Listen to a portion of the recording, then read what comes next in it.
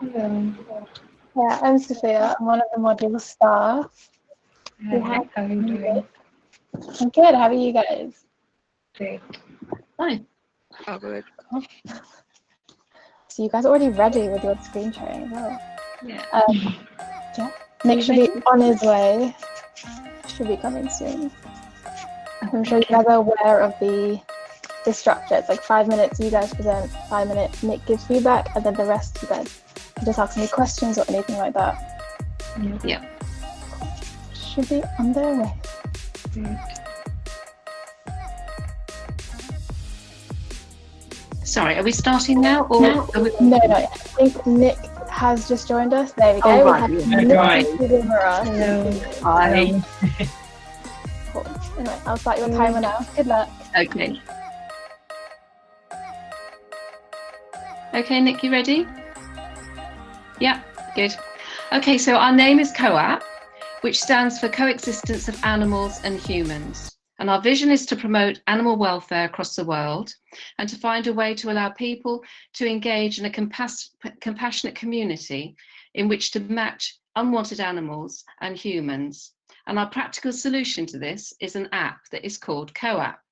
This caters to our threefold aim, which is to match animals and humans, educate and sensitize people of different to different conditions around the world and good practice, and to build an online community, a network of support. And Sia will explain about the app. Yes, I'm just gonna change my screen. Give me a second. Okay.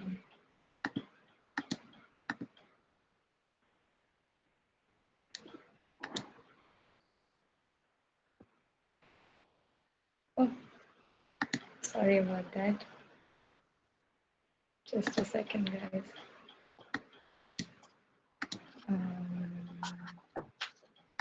Share. Okay, perfect. Yeah, do you see it? Okay, so basically we are the Coahpp. So this is like a basic prototype or a framework of the app itself, and we're connecting it to the threefold aim. So this is the starting, like this is what you see, and here is like the light structure that first shows you how to log in or continue with your email, and then there's this form that you can fill in so that we can match you. Like I have to include the details over here, like in terms of location, country, and your pet preferences, and all that you can offer. And yeah, after that, here are your top matches, and then you are free to explore otherwise and browse as well, and then you can save these animals or pets in your folder and then browse through them later. And if in case you like a pet, and you can see, like you click on this and then you see the story, like for instance Simba's story, and there's some text over here, and if you decide to say yes, there's pet match and set. So then our experts get in touch with you and make sure that the workflow is smooth and you meet your pet. And then we also are the thing that is different about us is that we are a community-driven platform where we focus a lot on the local community. So you have features to connect and network with other people around in and around your local area. And also we have gamified the process by making it easy to gain rewards and also become a verified host. So then you can organize an event. So if you want to go clean the beach for a day or set up a play date in the local garden, you're free to do that. So here is like the side of the upcoming events, and you can save these as well. So these are rightly showed as in the icons down below. So this one is the Find My Friend, and then this is the networking. And the very important aim for our app is to educate and sensitize people about the animal rights movement and the animal liberation movement. So here are the core concepts. So the concepts, or like the news feed, where you can engage in our interactive content. This could be videos, articles from the contributors and from ourselves as well. And lastly, we have the Get Verified form, which is just the basic structure, but like I have to add all the pictures in it. And yeah, you can also here there's the more button where you can connect to our website and download the free ebook as well. But this is like slightly the structure of it. And in terms of design, we're getting there. This is almost a prototype that's ready. And yeah, the logo. You guys couldn't see the screen, is it? It's just frozen. Yeah, it looks like it's Oh. frozen there. Oh my god, I'm so The window was sorry. minimizing.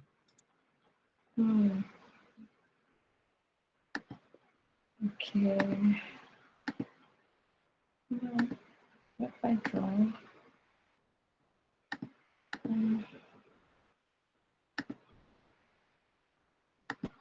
That's it.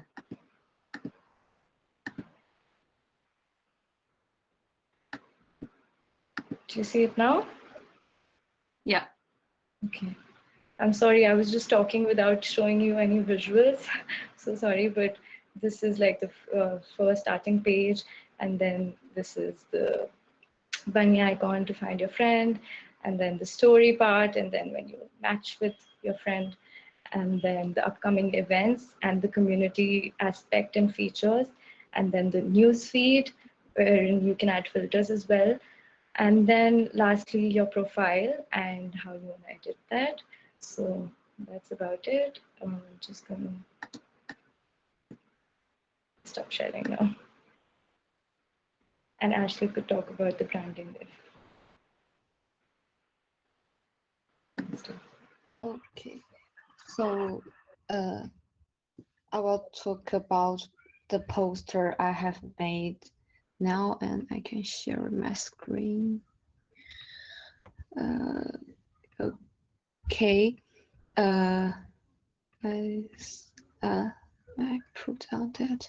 So this is the poster I have made now. It's a draft, and we use the animal's paw and human's hands to like explain the cooperation and the peaceful.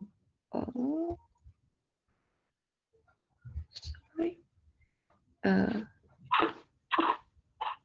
Okay, and I said the Coahpp is the name, and I said the slogan like "Find your perfect match here," and then it's like download Coahpp now, and then I have made a logo for our app. Is this one? It's the animal paw and the human hands. The different color is like the yin yang, and this is just a draft. So when we get feedback, I will put it on the computer, and that's it.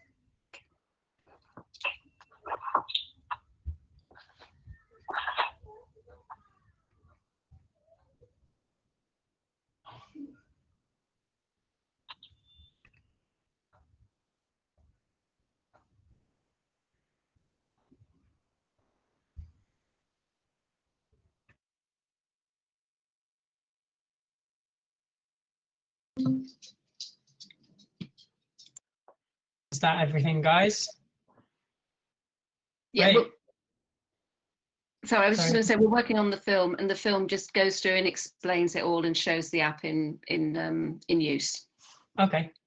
So is that how will the film? How will you sort of show the app in the film? Is that just going to be like on a screen, or are you going to show like someone using it, or do you know? Have you thought about that yet?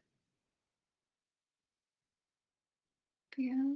So yeah, so we start with some footage where there are visuals about people and pets, and we start with a broad vision and about the plight of animals and how much we need them as much as they need us, and then we streamline it and narrow it down to the app. So initially, like have any background in animation, so but I'm familiar, we are familiar with the Final Cut Pro and editing, so I was thinking that we could use a mock-up and add the screen within it, and the voiceover goes out in the background, and we've like written our draft for the script as well.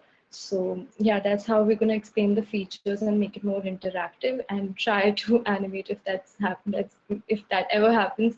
But yeah, first we're going to do with the minimal viable product or something that is good enough. And then if we have time, we'll proceed further. What do you think? Great. Well, I love the concept. It's like a very like worthy concept for like a service and an app, and just like the concept behind it is really great, I think. Could you open the app again for me, please? Is that possible? So show me the app again. Just a second. I'll just show it to you.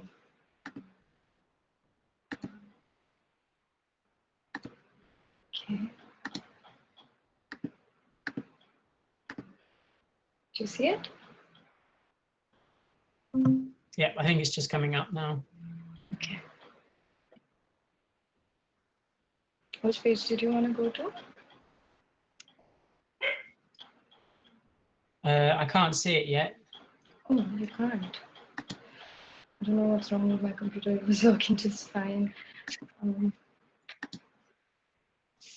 But just looking at the overall concept, as I was saying, I think is really great. The look and feel of everything feels like quite. Oh, I can see it now. That's great. So yeah, I really like the colours of everything and the tones. It sort of feels like in fitting with what you was explaining about the concept. I feel like there's some things that could maybe be like tightened up, I think, in the layout of the app. And I noticed when the poster that you showed, there could be a bit more unification between the branding in the app and the branding on the poster. Although the colours were there, it kind of felt like a bit like it needs a bit more unification. So make sure that the typography is the same and it uses sort of the same balance in the type. And with the images as well, I like these sort of the image shapes in the circles for the images. Maybe there's some sort of like bubble, like those bubbles you can bring into the branding more as well.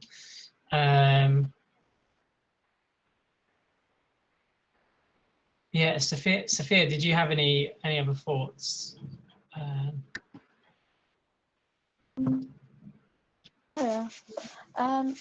Yeah, I think the colors are really nice. They're very neutral. The idea itself is really interesting, especially the fact that you said you used like kind of abandoned animals with abandoned, or kind of like, is it more like lonely people that you're trying to get to? Have you thought of like how are you going to be finding these people, or how do you plan to get the person to your app? Yeah, that's a really good point. Basically, we're not targeting only on lonely people, but that's actually our starting point, like line in the film. Because yesterday with the feedback, she said that, you know, you should incorporate loneliness and depression and illness that happens, and how your companion can provide you with benefits of it. So that's how we're starting it. But our target wouldn't be so narrow in a sense. It could be all animal lovers, because we're catering to other aspects as well of education and just communication, online community living. So we don't have it so specific, but in terms of the film, that's how we're starting. And also we're propagating adoption and fostering rather than buying. So that's the new culture that we are trying to propagate. Thank you. I mean, I think I really like the element of, I think you hit upon how like animals are beneficial to humans, like we need them as much as they need us. I think that was a really nice thing that you could highlight. Like it's a, yeah, we both need each other. Yeah, the balance between the two, like with I thought the yin yang logo with the animal paw and the human paw is like a really great way to sort of just show that that philosophy like immediately. It's like the whole like yin yang is like the balance, and it's like the balance of animals and humans, and that just that tiny icon sort of portrays that like immediately. So I thought that was really good. Definitely. I think we have maybe like 30 seconds if you guys have any last comments, but otherwise, yeah. No, are we good? Ask if you have any suggestions about the film, like how we can make it more interactive, because neither of us know about animation. So if you have any tips or tricks. If you don't know that, if your animation isn't really in your toolkit, then I wouldn't worry about including animation. Just make sure that you showcase the app in like in a way that makes it seem like it's a real, like tangible, like app that exists. In order to, like, as it's a Kickstarter film, you want people to sort of fund it, so you want people to know that it's a real possibility that it exists. So just make sure that it feels like it's in a good place and that it is like a usable product. Yeah, the main thing is, what's the simplest way to get your idea out there? The video, that's about it. But yeah, guys, that's our time. Thank you so much for presenting. You guys did great. Well done. Okay, thank you.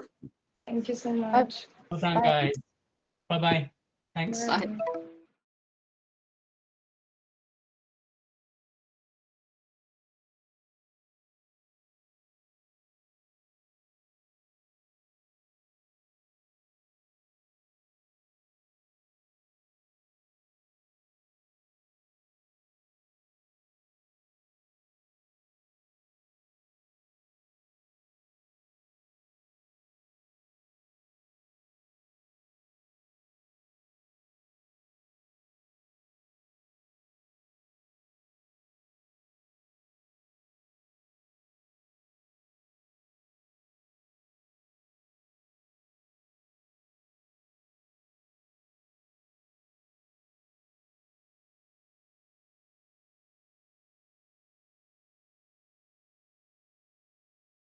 And we're an interdisciplinary team of various creatives. And Casa is creating modular, affordable, sustainable, eco-friendly, and communal-orientated homes for people in need.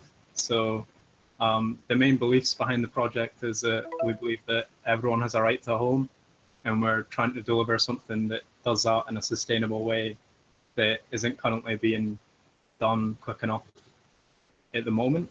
And there's this rise in pressure and demand for houses in cities primarily that isn't really being met quick enough by housing supply.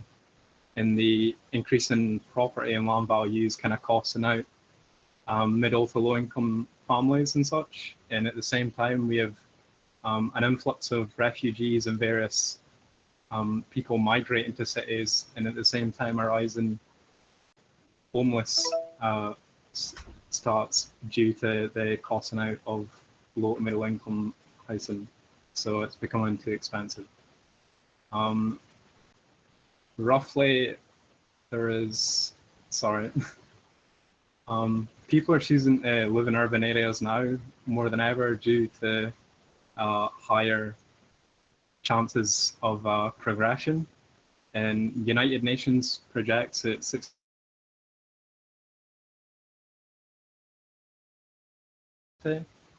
in cities themselves, there's 70% of emissions due to homes and cars at the same time. So we're trying to create these more green spaces and green zones that would act in clusters to help increase that. So yeah, on the Miro board here, we have our branding around the project, and the stats is the bottom left. If Emilia could scroll in so you guys could see that.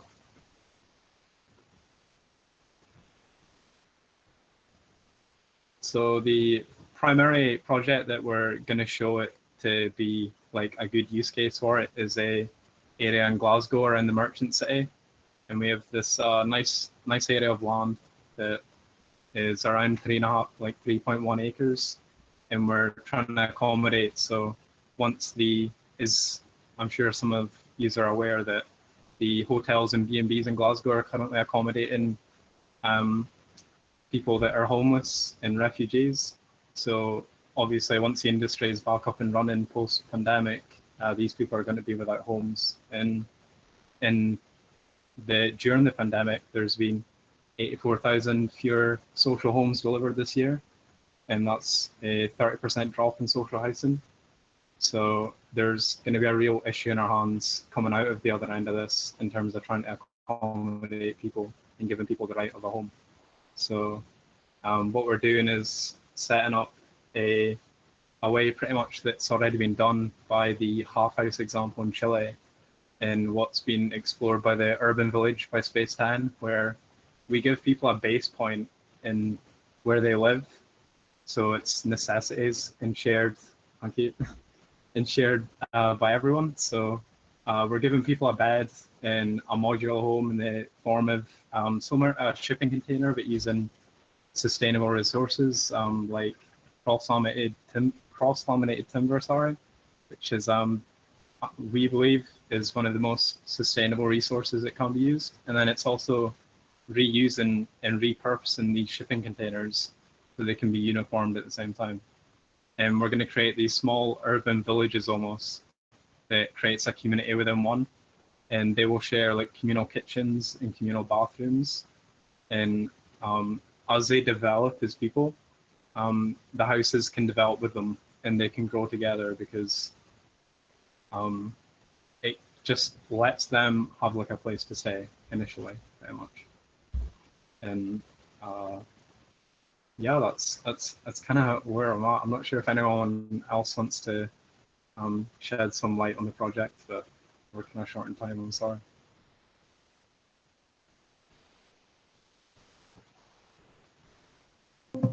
Okay, in the absence of lots of I'm seeing some thumbs up, so it sounds like you're all happy with that. So well done, that's fantastic. Gwen, your thoughts? Thank you so much, team. It's really exciting. I'm from an architecture background, so I'm really pleased to see this. I was slightly out of my depth on the last one about fashion, so I'm chuffed to also hear that there is conversations about how to house people.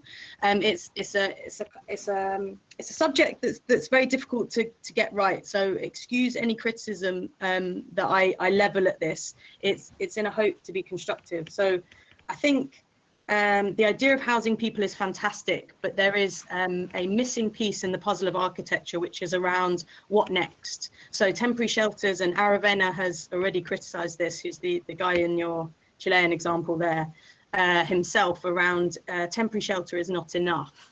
What do we do next? And how do architects become socially engaged, and what services can they offer along the way? So that was a very financially and economically powerful project which he created. So I'm wondering if you couldn't go further with this idea of responding to a crisis, but then suggesting something that could be taken forward as a form of solution, or even housing a solution. You don't necessarily need to come up with the answer. So could there be services that are also embedded in your housing project, in your design, looking at social services, at counselling, at future work or employment kind of spaces? Can the architects offer more, I guess is my question to you, more than just the roof and the space itself? Otherwise, I think it's really exciting that you're looking at this, like I said. I don't know if you could link more closely to some of the things that came out of the pandemic in terms of housing homeless people in hotels and repurposing spaces, and whether there's not a connection you can make to that. I don't know if you've thought along those lines at all, but you know what, in an emergency, we very quickly housed an awful lot of people. So why can't we do more outside of an emergency? And can that be leveraged going forward? So maybe adding a little political bent to what you're talking about, to say the government was able to do this in this amount of time, can we not do the same? I think that would add a kind of really interesting narrative to your story, to your design here. And then in terms of communication and imagery, I would love to see more. I would love there to be something kind of even more engaging here and exciting, kind of tantalizing, and it makes me want to explore the design even more, because I think your examples are good, really good, that maybe the drawings and the kind of the scale is a little unclear on this presentation, but maybe I'm missing something. I'm not sure. Yeah, that's my immediate thinking. I want to.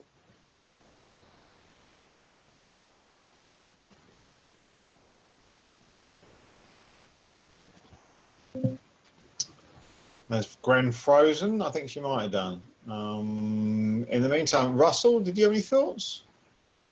Sure. I might have missed this in the first 2 minutes. Where is the project situated physically? So physically, the project that we're basing it off is Merchant City in Glasgow.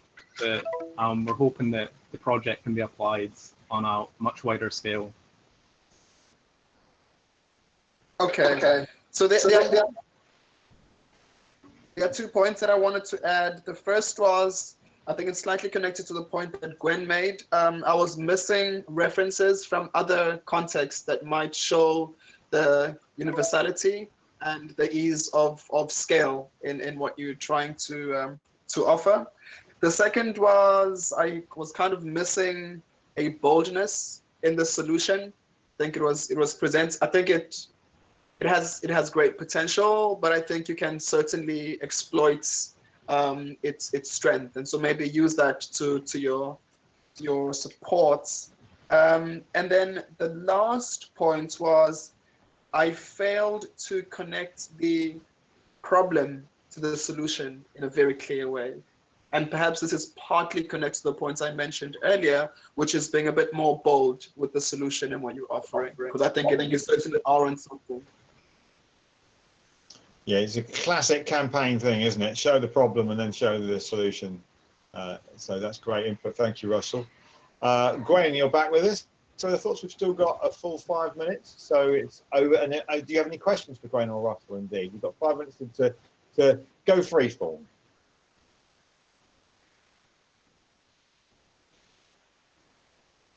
Or look at each other's faces in a lovely bit. That would be the other option. I'm happy with that as well. But yeah, go. Is that Reese speaking? Go for it, Reese. Yeah.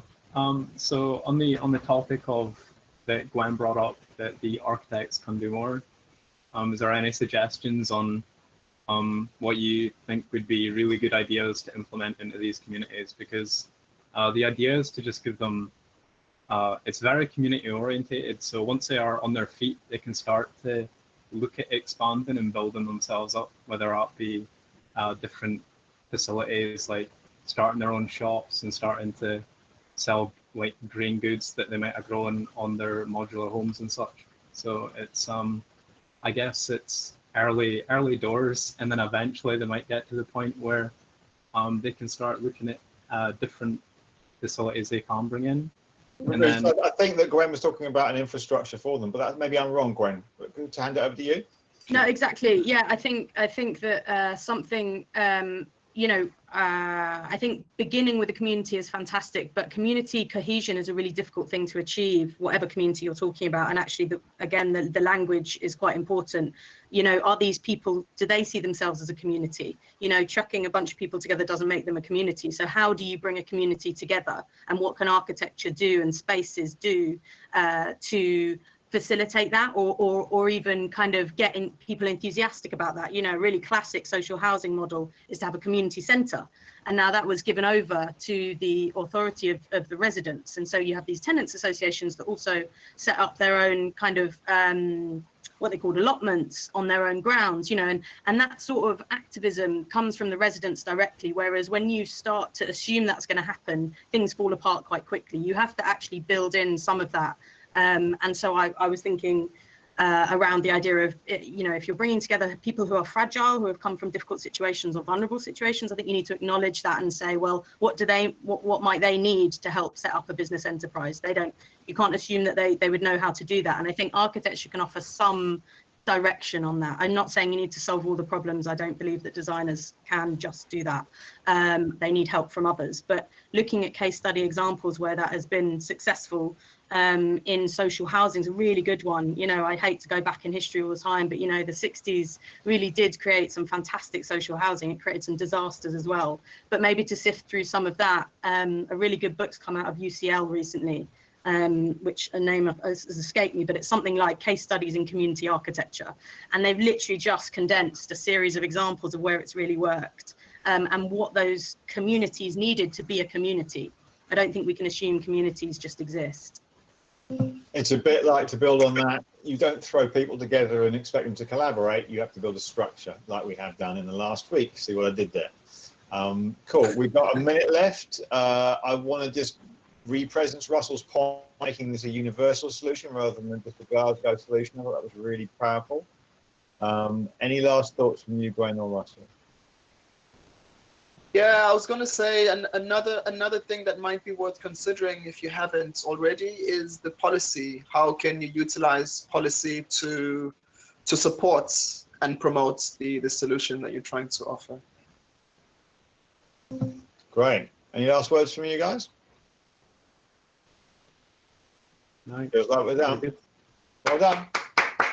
Great. Provoking conversation is always a good sign that we're interested. Well done, and we'll see you later on.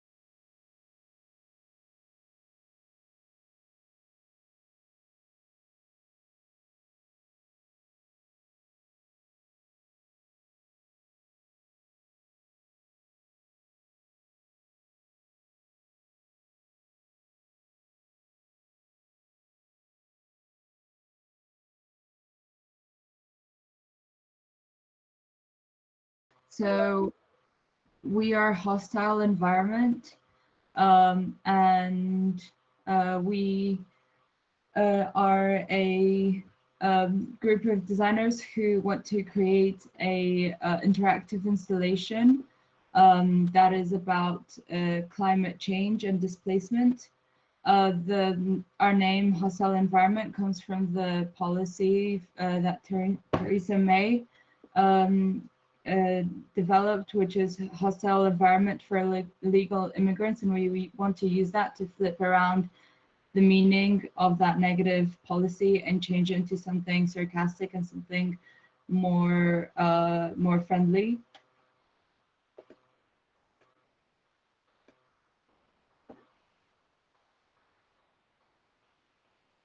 Andrew?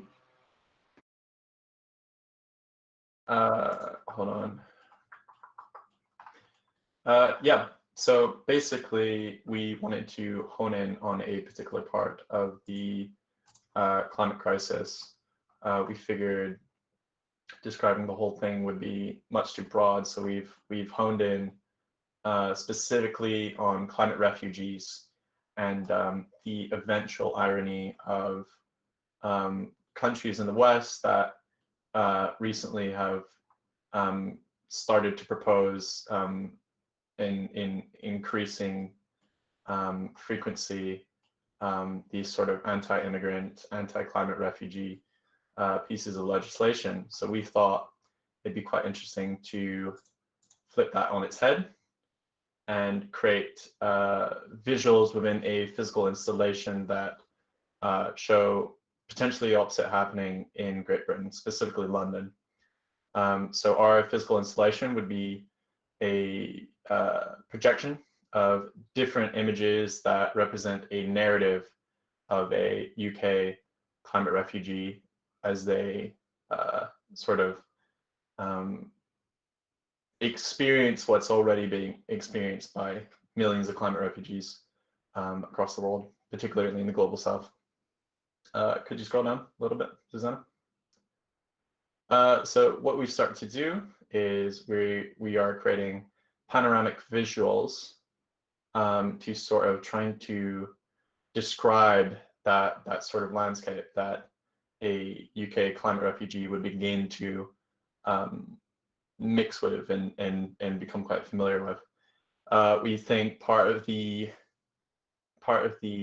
success of these kind of visuals would be that they hit quite close to home. If you're a person living in London and you're seeing, for example, the third image here or the second image here, you're seeing local landmarks affected by a stimulus of forced migration from within your own country or flooding within your own city, forcing people to become displaced. And that's the kind of thing that's going to provoke a response and an action which is necessary to prevent this kind of thing. So yeah, that's the end result of our film, is creating a narrative that takes you on that journey, that describes what this kind of landscape would look like on a local level, and attempts to provoke a response. And here is our poster just down here, trying to sort of sum up the project. And that is us.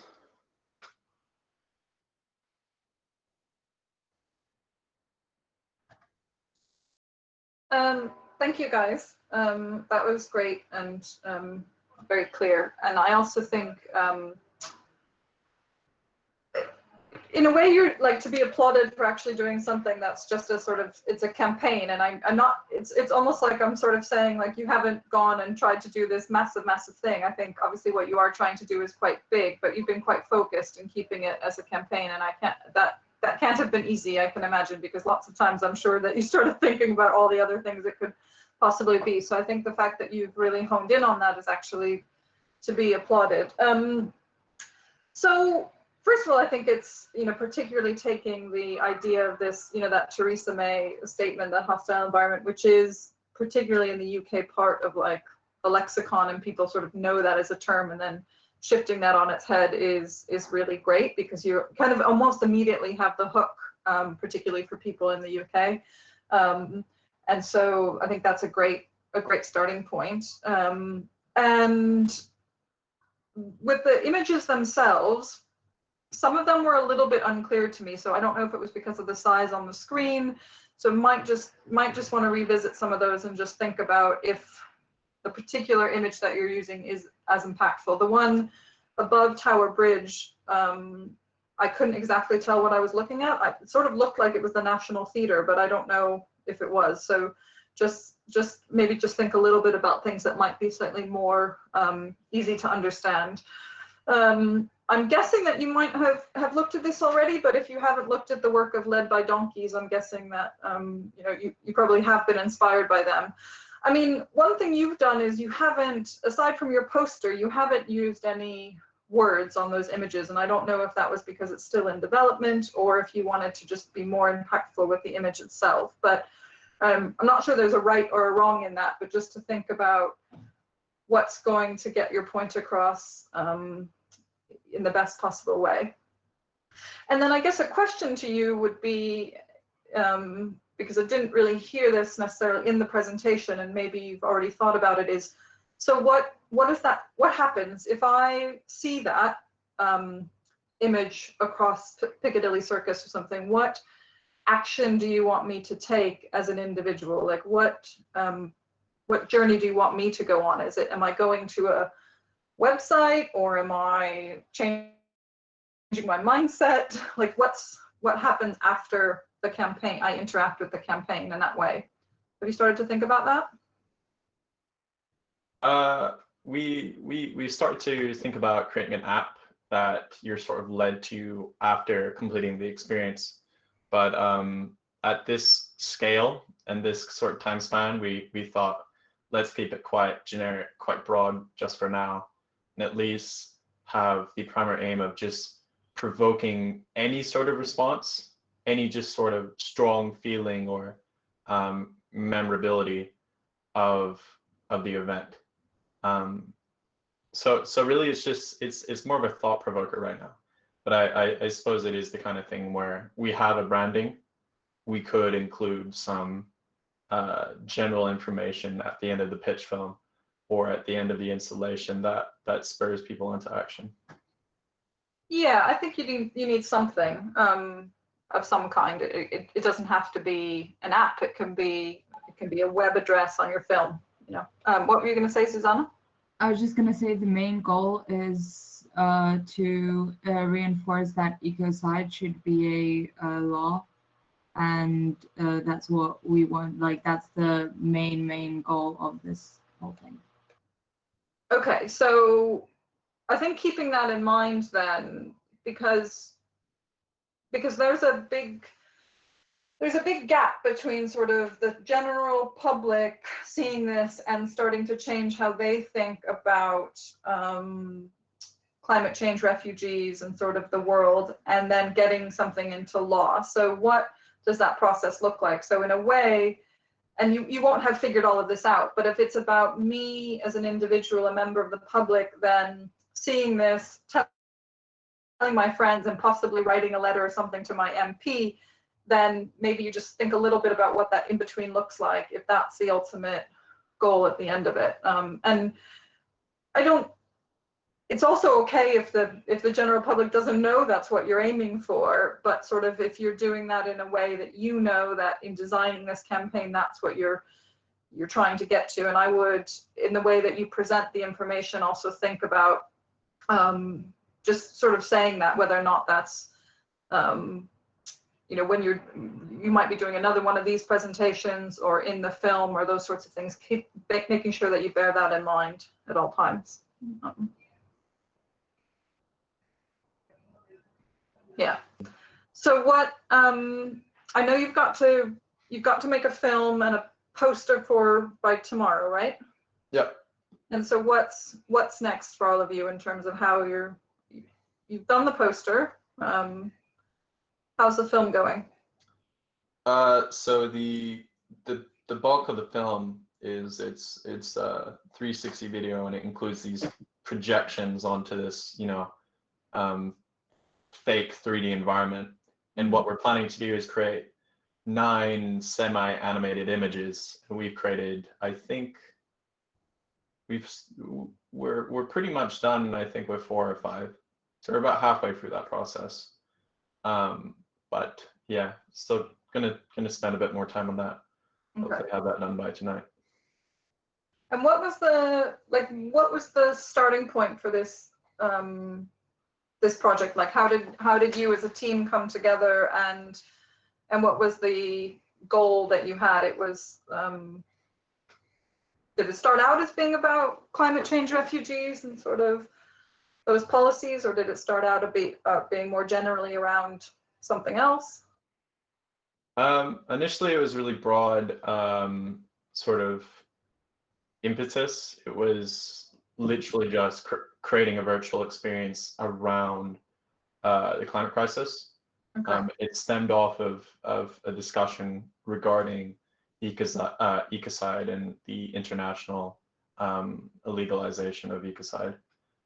So from there, we thought, you know, how do we make a physical installation that particularly impacts British people, and that begins a discussion about the parts of climate change that pertain most strongly to the British public. And pretty quickly we gravitated towards the refugee crisis, because people in Britain feel so strongly about that, and because we're starting to see an increasingly frequent conversation about how climate will affect refugees, and there's already a culture of that in the UK. Yeah. I mean, it definitely does that, and I think in having those very arresting images, and particularly if you're thinking about doing some animations, I think that will really help. As I said, I like the strength of the like one focus idea of your project. I think that it comes through very, very strongly, and you've been not gotten distracted by having lots of other things. I just think there's a few bits that sort of what happens next is probably the main question to answer. What happens when someone engages with this? Then what's the next step? Yeah, for sure. Great. Okay. Cool. Thank you, guys. Thanks very Awesome. much. Thank you very much. I think it's great also. I was expecting to hear about virtual experience, and so I'm glad that you changed it to something that's a lot more has a hook. So yeah, great. Thanks, guys. Cool. Thank you. Thanks a lot. Bye.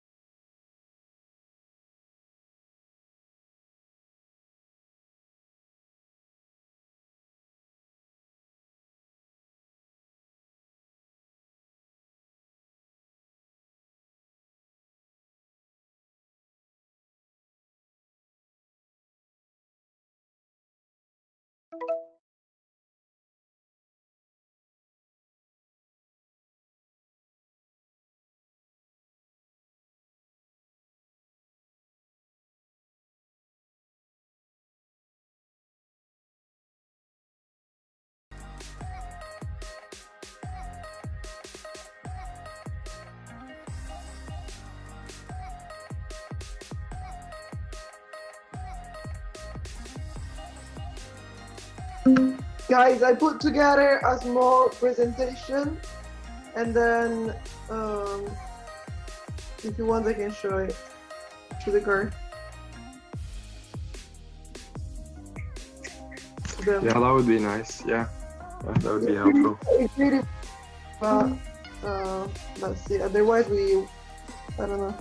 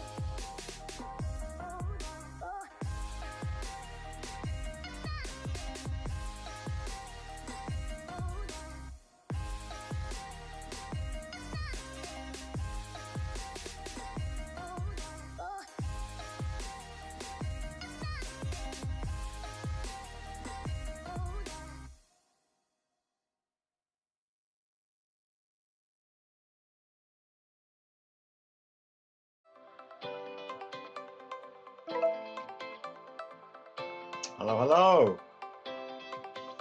That's a lovely sight to meet when I come in. Excellent. Hello, folks. How are you? Hello. Good, good. How are you? I'm good. I'm looking at a lovely cushion and a window at the moment. We're just waiting for Gwen. Oh, here's Gwen. Oh, hello. Hi, guy. How's it going? Hey, Gwen. Last one before I talk. Hiya. How's it going? Excellent. Hope you're well. We're all right, thank you. Jolly good. We're just going to wait a moment for Russell, who's our here comes Russell. So you've not only got Gwen from the British Council, but you've also got Russell, who is a great producer from Durban, South Africa. And yeah, are you ready to give us your first 5 minutes of our session? Are you ready to go? Yeah. Looks like you are. I'm going to assume from the screen sharing that you are. So here Yeah. we go. Your 5 minutes starts now. Here we go. Who is gonna pitch the idea? Will, can you pitch the idea? Yeah. Video, or shall we pitch I think the product? Barrett wanted to do it, but I'm not sure if he's connected. Anyways, that's okay. Shall we pitch the video, or shall we pitch the project? Yeah, the project, the idea. The project in general. Yeah. Cool. So, guys, hello. First of all, can I share my screen with you? Yeah, you don't need to Yeah. ask. Just go for it. Great. Guys, we're wasting time. Can you guys see my screen? Yes, we can.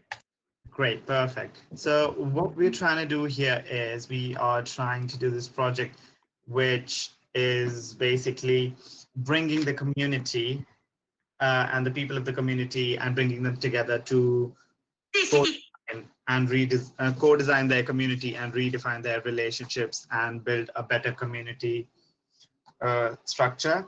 And we are offering them with a website that allows them and gives them a platform where people from one community can go and they can organize pop-up events like their community activities, modular stall shelters, or pop-up cinema, or things like doing community orchards together, or maybe working out together.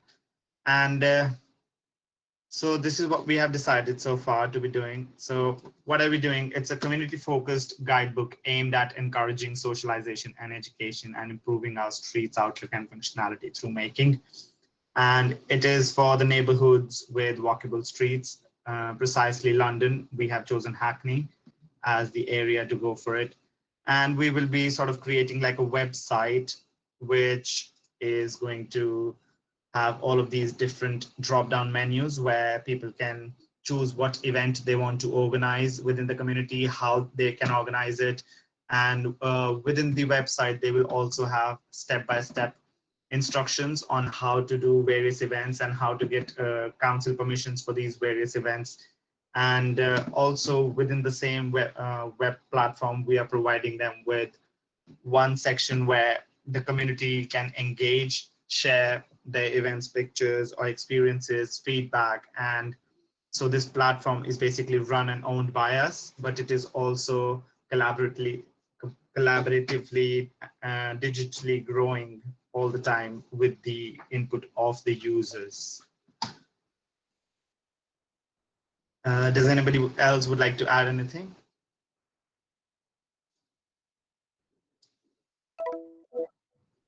I think that you forgot one of the main parts of the presentation, that our events are gonna be all like ecologically, like friendly, whatever it's called, like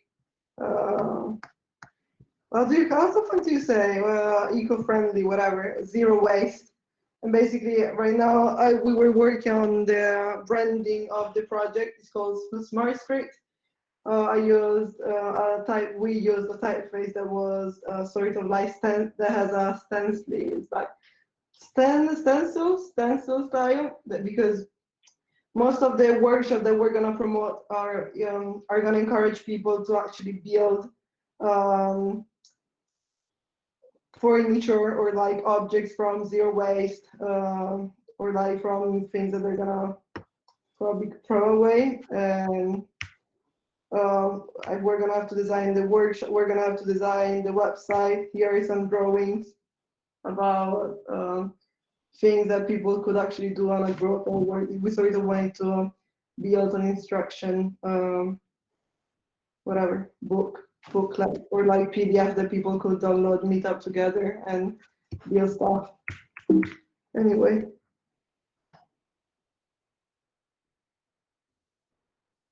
Great. Have you got more? There's a 30 seconds if you want it. Will, do you want to say something? Will, say something. Basically to summarize, it's a platform that helps people organize events. So it has guides for them to follow, and you also get shown how to apply for the permission from the council, because of course we want it to be like done legally. It's not some sort of like illegal like rave or something like that. Mm. Great. Okay, well, you're out of time now, folks, and I'm going to rip the plaster off here and tell you that you wasted 50 seconds up front of that presentation, which is nearly 20% of your time. So just want to log that it helps be prepared. Great presentation nonetheless. And can I just also double check, are you a UK team or are you all international, just out of interest? Are you coming in from different countries here? I'm just curious. Yes, from different countries. Different countries. All right. Well, I just want to appreciate the difficulty in language and tech that you are struggling with, possibly. Hopefully, it's all going smoothly now. Anyway, I'm going to shut up and pass it over to Gwen.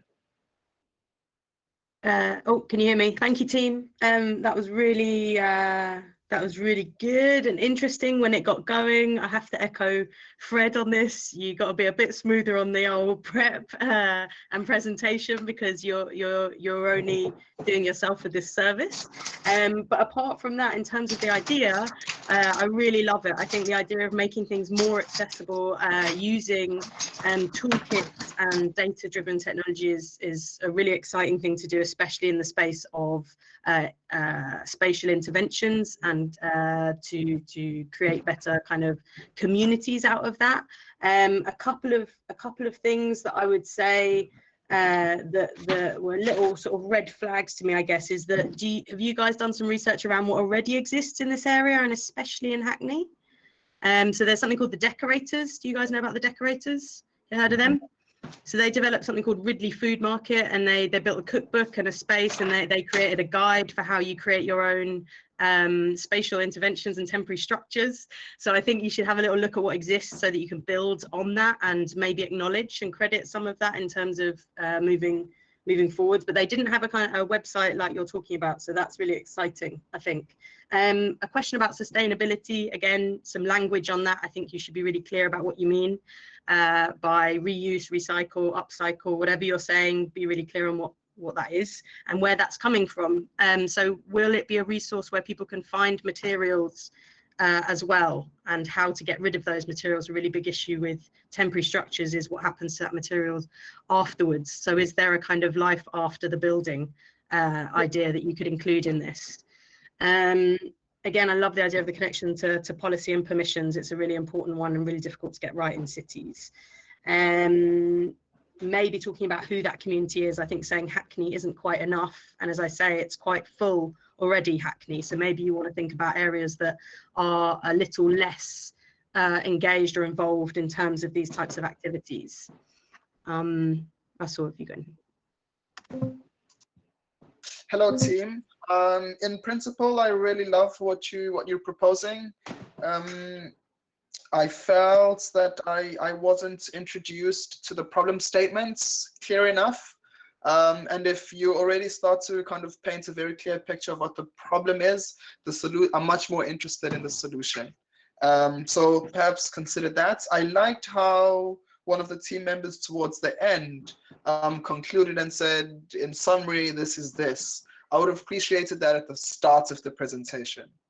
Yeah, it kind of sets the idea in motion.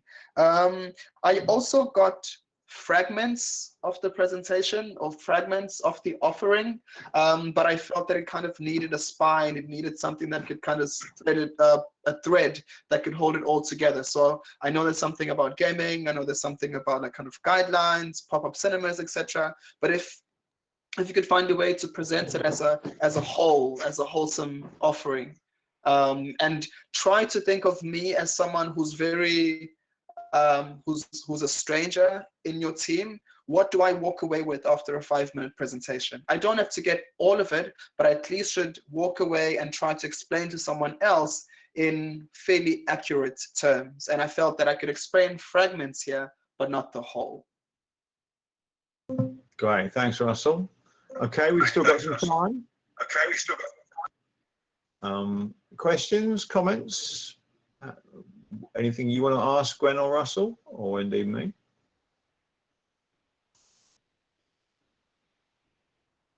I think we sort of chose Hackney as a street, but because it's sort of, talking to Matt yesterday, he was saying that implementing an idea like this would work best in a sort of neighborhood that's already quite vibrant and interconnected. So that's why we chose it. But I have to say, because we're all like in different places around the world, it was sort of a bit of a random choice. There wasn't very much, it's kind of hard. This project, I think, would work better if we were all in the same city and sort of work on that same street, but that's how it is, and we have to work with that. I'm just going to leap in there and say, turn a bug into a feature, come up with a hypothetical city and a hypothetical neighborhood. But apologies, it's not my credit. Gwen, what were your thoughts on that one? I like that, Fred. I think that if you're going to go bold and go for something, you know, you've got a very practical solution that you've come up with. You know, a website. It's you know, it's great that it amalgamates kind of and acts as a toolkit. I think all of that's very interesting and doable. So maybe the kind of fantastical part of this, which really engages the more creative side of this project, would be to create the city or the street that you want to deal with, because I think Hackney does raise questions for people who know Hackney. I was brought up there, so for me, I'm immediately saying, well, it's already got the curve garden, it's already got all of these small pop-up bakeries and these kind of the bootstraps company that supports local enterprise. Why do we need another thing to tie all that in? But I do understand also, if we're in reality, then starting not from scratch is sometimes very helpful. But I don't think you're being asked to put this into kind of production tomorrow. So maybe you could free yourselves up a little bit and not be scrutinized on that one issue, which stands as a bit of a question mark for me. Also, if you don't know about Hackney, don't just pick something because someone else has suggested it. That's the other thing. If you can't stand by it, don't worry about it. Put it aside, or do some research into a place you think it would really work. Great. Yeah. We had some input from you, Russell, about the universality of ideas and making sure they could be translated. Do you want to speak to that, Russell? Yes, I mean, in the previous pitch, I was talking about the need or the possibility for ideas to be universal in many ways, because I think the solution that you're offering is not exclusive to London, perhaps. And what you mentioned earlier on about the difficulty of this idea, and the location that you've chosen was because you are all in different places. And I think that could be the strength, in fact, because it means that you can then start to look at each of your respective cities and think about how such an idea might be applied there. So what this means is it starts to apply beyond Hackney. It can apply in various and multiple cities. So then what is that one thing that makes it universal? And of course, you leave room for some kind of context-specific adaptations. So consider the strength, in fact, of being in different places. Right, well said, Russell. Apologies if our experts are disagreeing with each other, but that unfortunately is the way of asking for opinions. And I think that specificity, getting specific, is still really important. It's just that we'd like to be able, you know, Russell wants to use this, all of you want to use this. Let's make sure that's still on the table. We've got a couple of minutes left. I shouldn't, but I'm going to say it. I really like your posters, although they need to be landscape. Any other questions? We've got a minute. I have something. I don't know your name. What's your name? We got Russell and we got Gwen. Russell. Hi, Russell. I actually sorry to agree with you, but like we thought that actually choosing one city and one specific place was actually could actually potentially help us more focusing and sure. It's your decision. Your decision. You take what you want. You don't have to do anything. Okay, you don't feel you have to defend your decision either. Well, with the phone, you'll do what you do. We're just trying to give you options. Sorry to interrupt, but I felt like that. As I say, don't justify your decisions. Just go with it. Well, do you think that? Go on. I'm not going to interrupt you again. Go on. After you. No, sorry. No, I agree then. Do you think that we actually need to design a website? No, I don't. Potentially good idea. I think just fake it.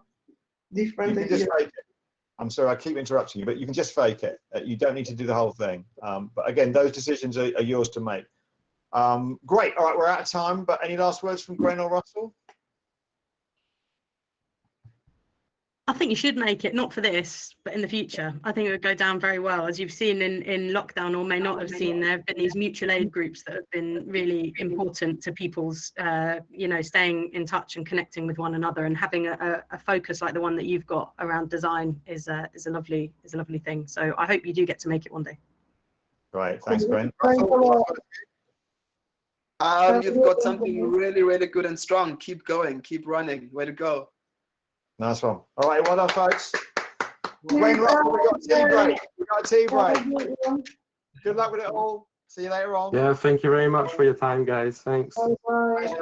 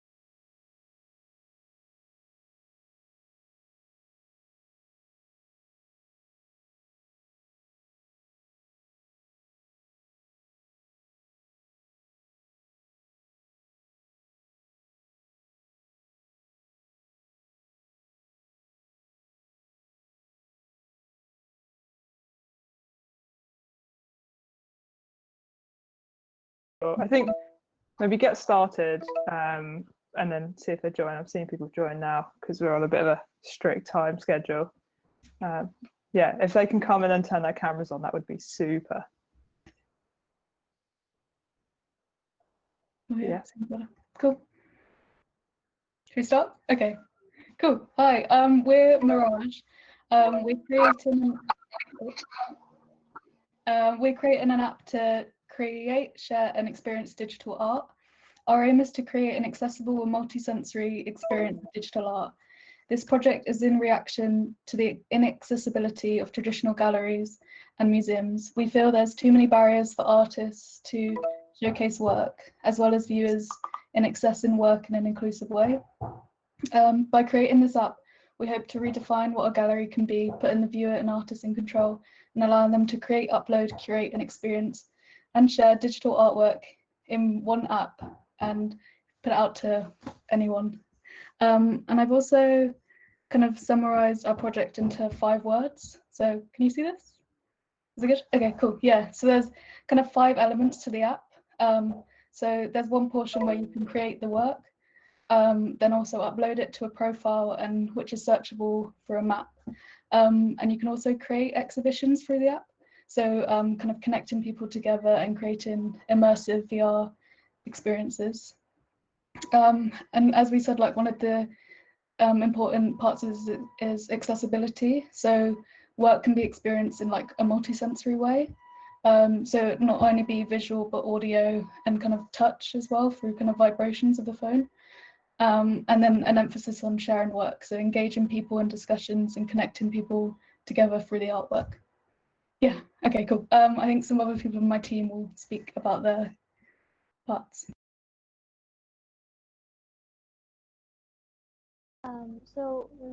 Yeah, so Maddie basically summed up the basic idea. What I wanted to say in addition was that we wanted to improve the accessibility or the access to showcase art for the artists, as well as the access to improve visibility or improve perceiving art for the viewer. And the other thing was kind of moving between the physical and the virtual realities.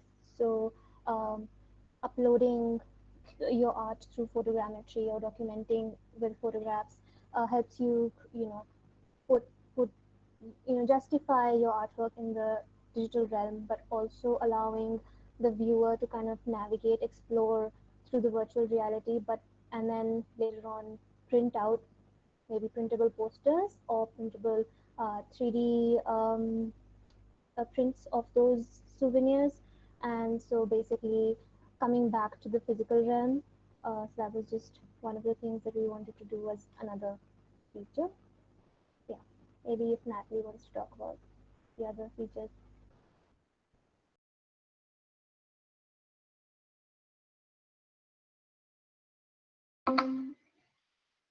So we were thinking of using augmented reality as a feature for our platform through QR codes and digital filters.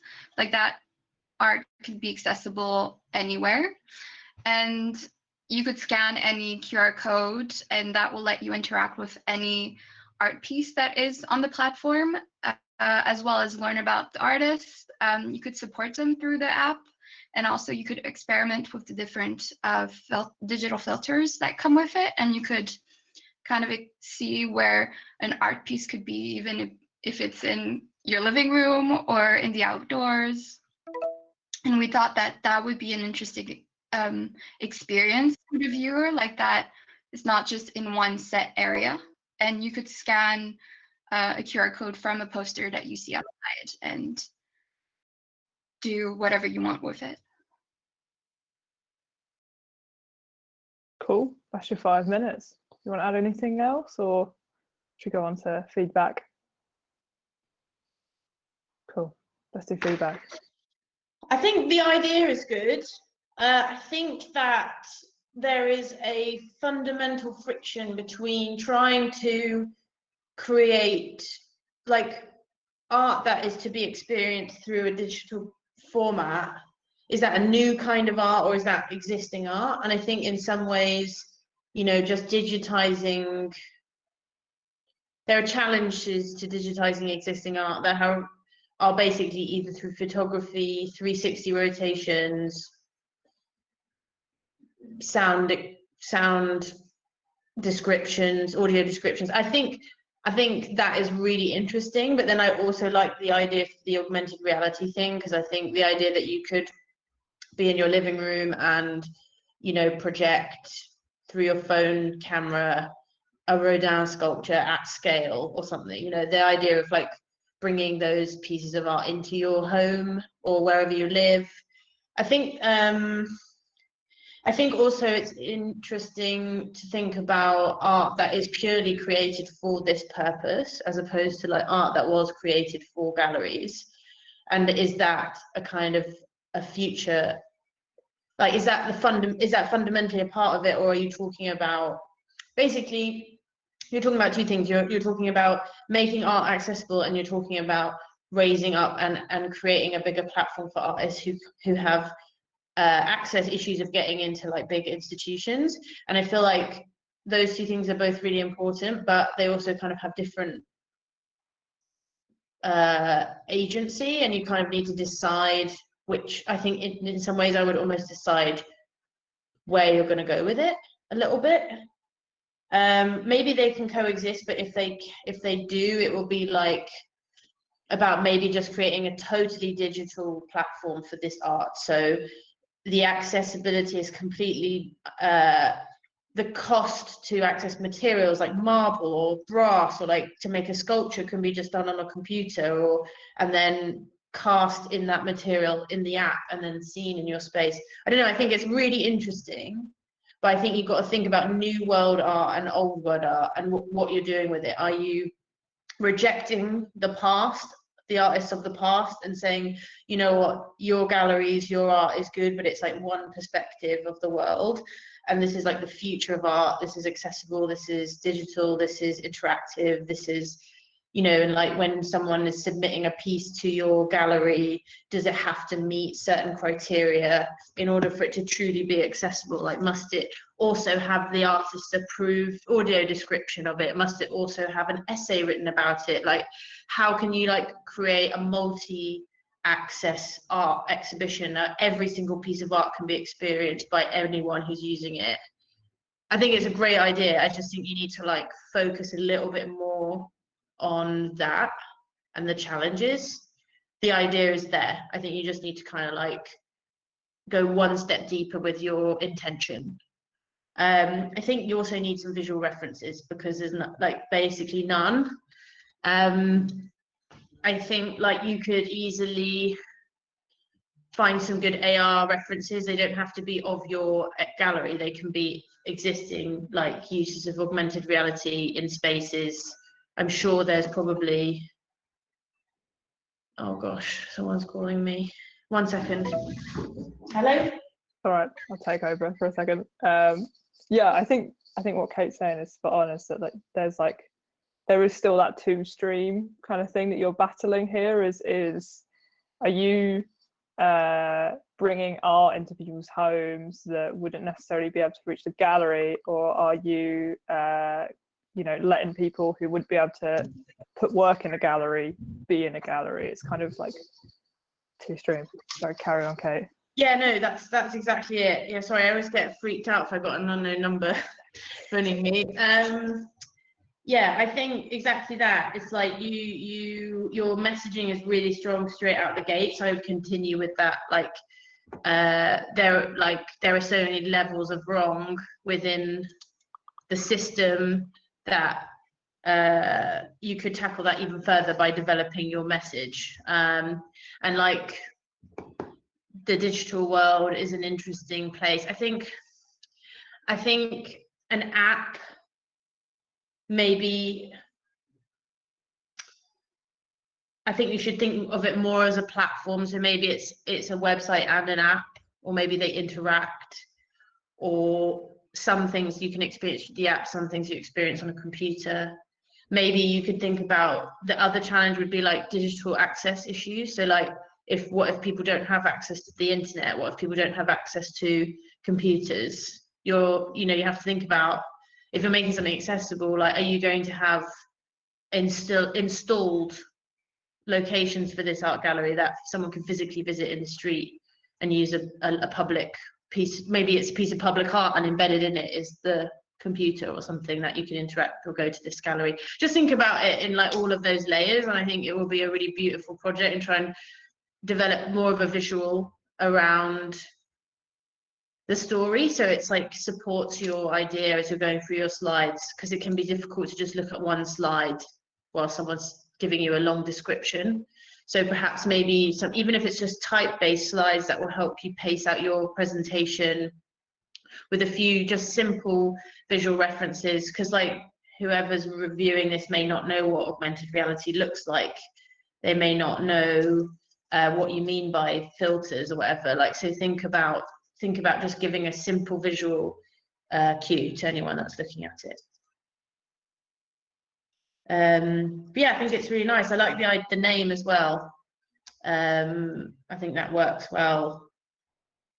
Really good. I think, yeah, just try and focus on it even more and just get it to a point where you're kind of anti-establishment. You're saying like, this system is bad, we want to leave it all behind. This is an interesting new platform where anyone can create, anyone can view, anyone can be celebrated, anyone's work can be experienced in any way. Like that's a really nice story. I think you can focus on that. And then even like showing those kind of old traditional galleries where it's just like a white box, and you can kind of show that moving away and thinking about what it might be like for someone to experience your gallery, whether it's through like a spoken word piece or a guided walk, or that could be anything. And I think showing some examples of what that might be like would be really interesting. That's really nice. Yeah, I think that's a lot of great points there. I think definitely thinking about the app, it being an app alone. I mean, I don't know what the technical stuff is, but I'm sure if I was going to try and upload an obj file to your gallery, I probably wouldn't do that through my phone. Like I probably would have sculpted it on my laptop. So then to try and get it into an app via a phone doesn't necessarily work on that side. So I think a lot of the branding stuff you can just smooth between the two. Like if you've designed the app, you can definitely turn that into a website as well quite easily. Just like nick the assets and spread it across both of them. But yeah, beautiful. And I think show us when you're talking exactly what you're talking about. And that will be really helpful for your video as well, to be like, this is why we are doing this. This is what exists right now. This is why we are changing it. And even if they are just like sentences of what your voiceover is saying, put it on the screen anyway, because I think it's always worth having something to look at as well as hearing it at the same time. It goes in a bit more. So yeah, well done. Yeah, one other thing is you might want to specify what, for anyone who doesn't maybe know about this already, specify what inhibits people's access to these spaces, whether they're artists or I guess what's the word, patrons of galleries. Like, what is it that means that some people don't have access? Maybe point that out, because it may be obvious to you because you've researched it, but the person watching might be like, oh well, it's only £2 to go to a gallery, like, or it might be free. And then you need to understand it's about where you live and how you get there and how you move through that space and all that stuff. So it might be just important just to have one slide which explains some people's reasoning of why they don't feel like those are spaces that they can go to or exhibit in. Yeah, cool. Really nice work though. Well done. Bye. See you around. Bye.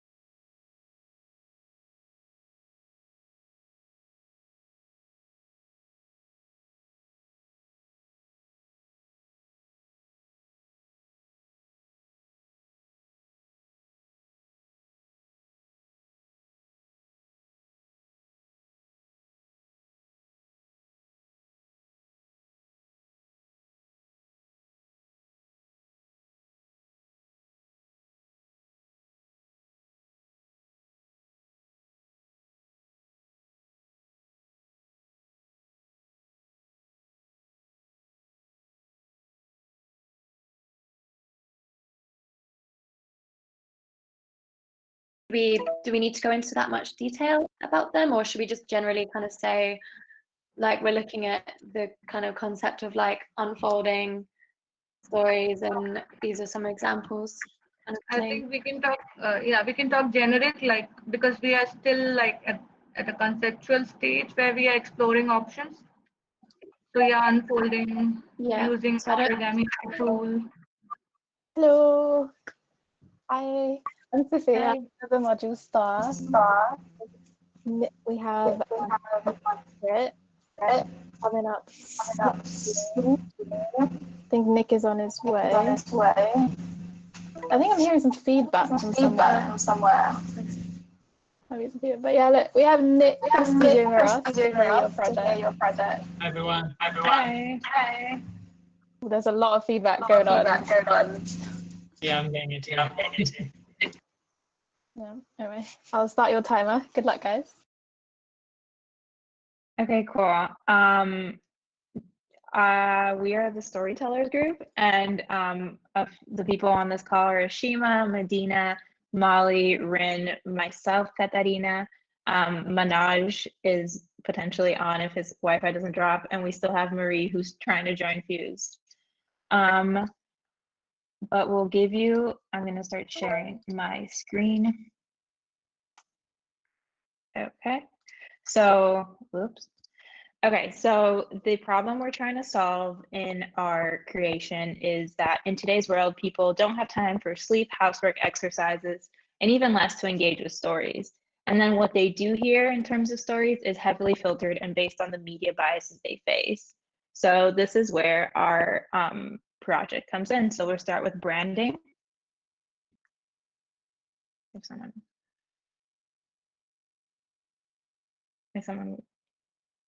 Yeah, so we've been working on some logo designs and also a color palette. We chose the colors from a book cover from Little Women, and we chose them because they're quite like sensitive if we're dealing with like quite sensitive stories and topics. The logos that we have been designing are based around the idea of stories unfolding. So we've been using origami to kind of show this, and using that color palette to display that. I don't know if you can see the logo on the far right. That one's slightly different. Sorry, and that one uses the name. Introducing slide. Oh, that's weird. That's not the one I have pulled up.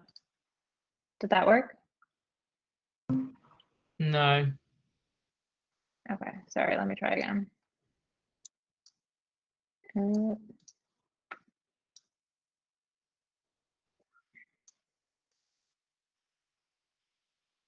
Oh, okay, wait, sorry, I have it opened twice.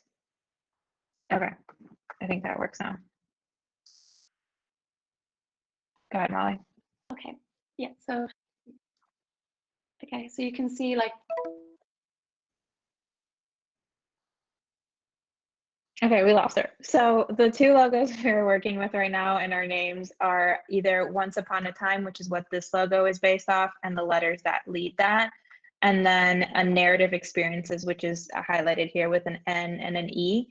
And they all kind of have the theme of unfolding stories, which is what I'll walk you through our execution in a bit. The vision for our brand is to see a world where untold stories are accessible and authentically told, and a world where people can interact with those. And so introducing are the interactive spaces to engage with new stories.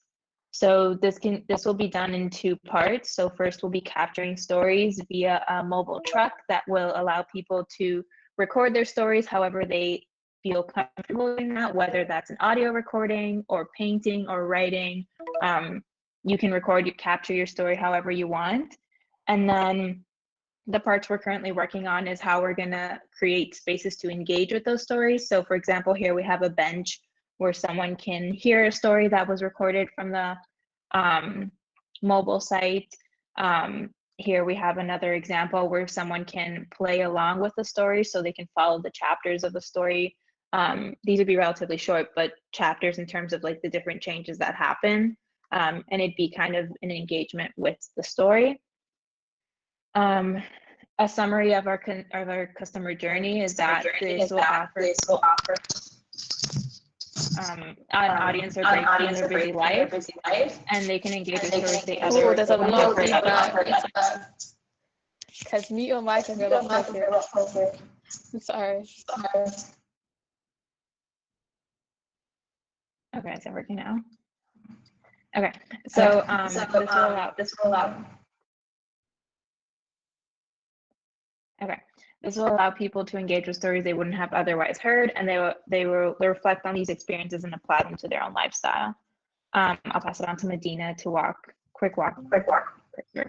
Yeah, and our plan for movie, this is our storyboard. So we want to dramatically show the problem we're trying to solve with storytelling. So our first part of the movie will be dedicated to the problem. Frustrated people, lots of fake news, and stories not told properly. And then we want to introduce our idea by showing what happy world will come after we make our project, and people will get a chance to tell their stories. And then we show the execution, how we try to interact and involve people to experience those stories, challenging the traditional ways. So not only books, but also telephone booths or bench. And at the end, show our promotion, how we're promoting our ideas through social media. And at the end, to show, to introduce our team behind. Thank you for your attention.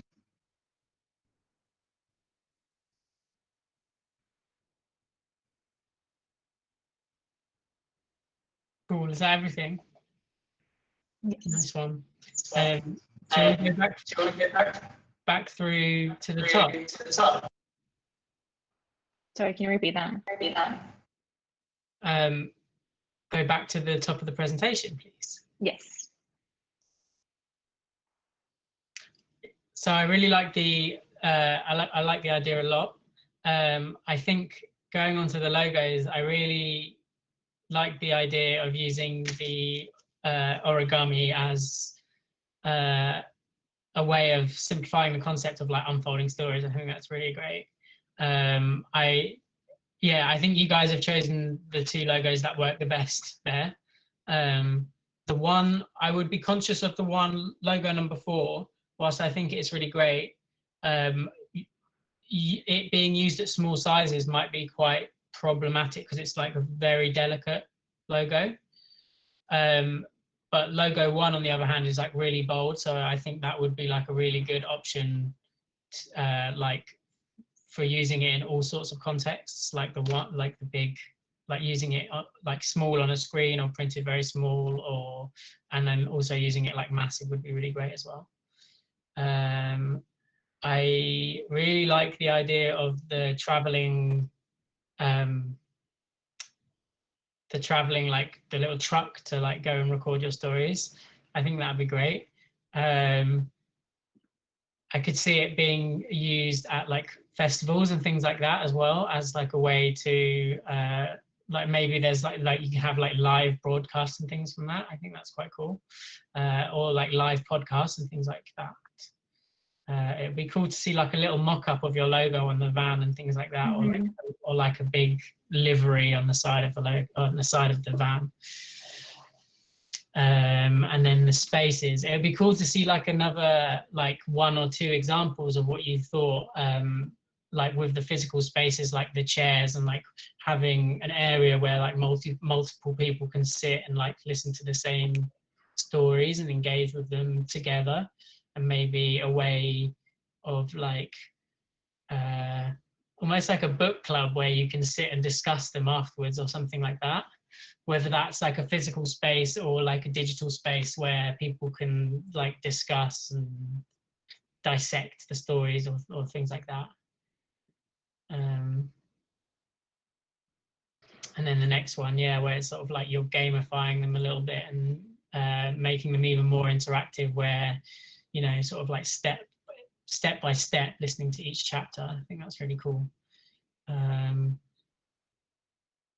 think again, like with the little mock-up on the left-hand side, that is quite like echoing of your logo, of the blocky like origami logo. I think that's really cool. It would be cool to maybe show like a flat mock-up of how that would work on the ground, and showing like the story or how it would work, or like how what you see when you're on the ground, like actually using it, maybe.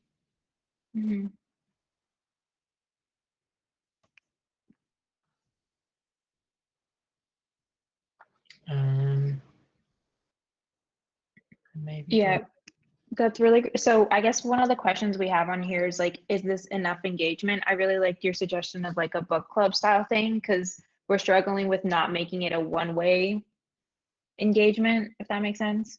Sure. I don't know whether there's a way of how people can contribute to the spaces, like this one, for example, how people would contribute to like contribute back rather than just passively sitting and listening. Whether there's a small I don't know whether there's a way of people like adding their own stories, like almost like a static version of the truck. And how that would work, or how that would be moderated, might be quite difficult though, unlike the truck. Yeah, one of the other executions we're thinking for this is a phone booth where you can pick it up and like listen to a story, with next to it is some sort of like mood board where you can touch how different parts of the story make you feel, where you can like engage in that way and sense for your own feelings. Yeah, I think part of the issue that you guys are touching upon with like trying to engage people with stories is that I think a lot people are bombarded with so much information now that they don't actually give their full attention to the things that they're reading, or the stories that they're receiving. So yeah, you have to find a way of like really capturing someone's attention in order to like get their full engagement. I think the truck is a really good idea with that, because I guess that is a way, but maybe the truck also, as well as a means of capturing the stories, is a way of like exhibiting them as well. Like once you've got like a sort of series of, say, like a series of stories, how you can maybe go about traveling around, almost like with a traveling exhibition of like all the stories and things like that. So again, I guess with the physical spaces, you're limiting the people who will go and engage with those stories, whereas with like a traveling version, a traveling variant of that, you know, it's the scope is going to be much greater, because it can go around and visit multiple different people, and also at the same time capture more stories. It could be like the two processes work in tandem with one another. Awesome, this was super helpful.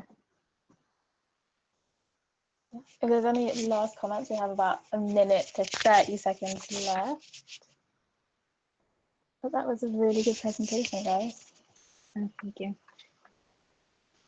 I'm all good. I don't know if anyone else on the team has, but I think we're gonna dive into some more mock-ups and putting that logo on everything now. Yeah, it'd be cool to see like a bit more of like the spaces and things like that. What you plan to do, like in the actual delivery.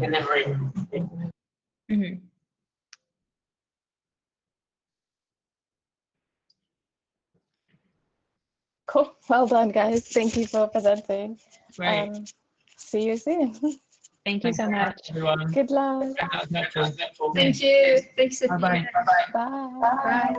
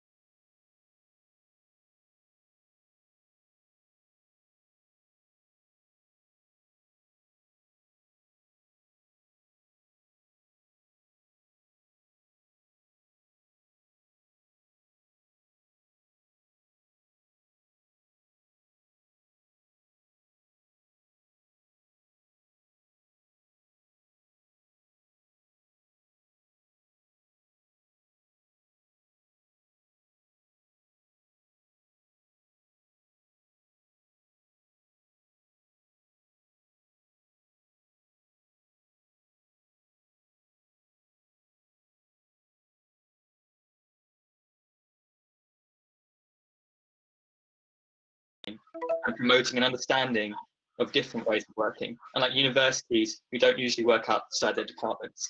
We want to do this, we want to face complex problems in the future, so we need practitioners who are able to work across disciplines. I'm going to pass over to Iona, who's going to talk about a little bit about identity.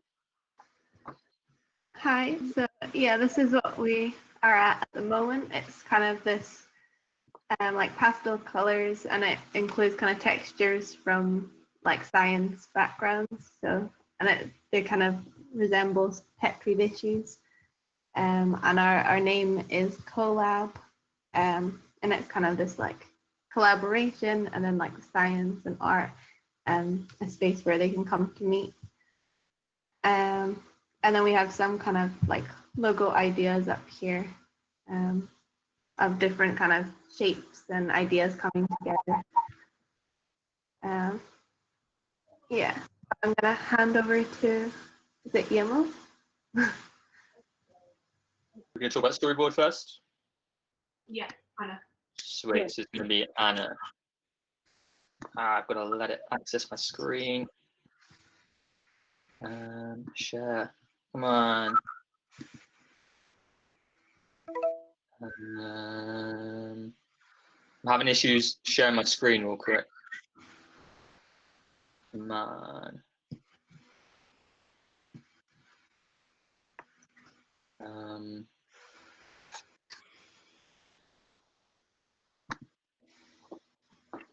Anna, would you be able to share your screen? I'm struggling. Or Iona, if you could keep sharing your screen. Yeah. Can you, Iona? Yeah. And then move over to. I might have done it. Am I sharing? Am I sharing? Yes. Oh no. Yeah. Oh no, we'll be going over with Iona. Yeah. Zoom in to the beginning.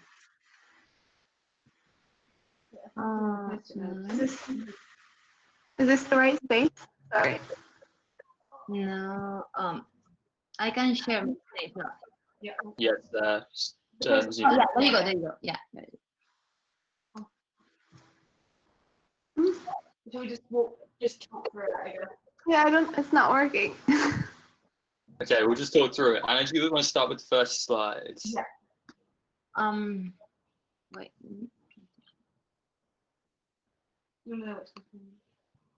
Okay. So I'm seeing mine. Oh, there we go. Yes. Okay. So the storyboard starts with a pop-up text that says first artist, scientist, somewhere in between. And then the pop-up text continues with a list of disciplines: art, chemistry, design, physics, all around the screen. And then we will ask, what if there was a platform to collaborate?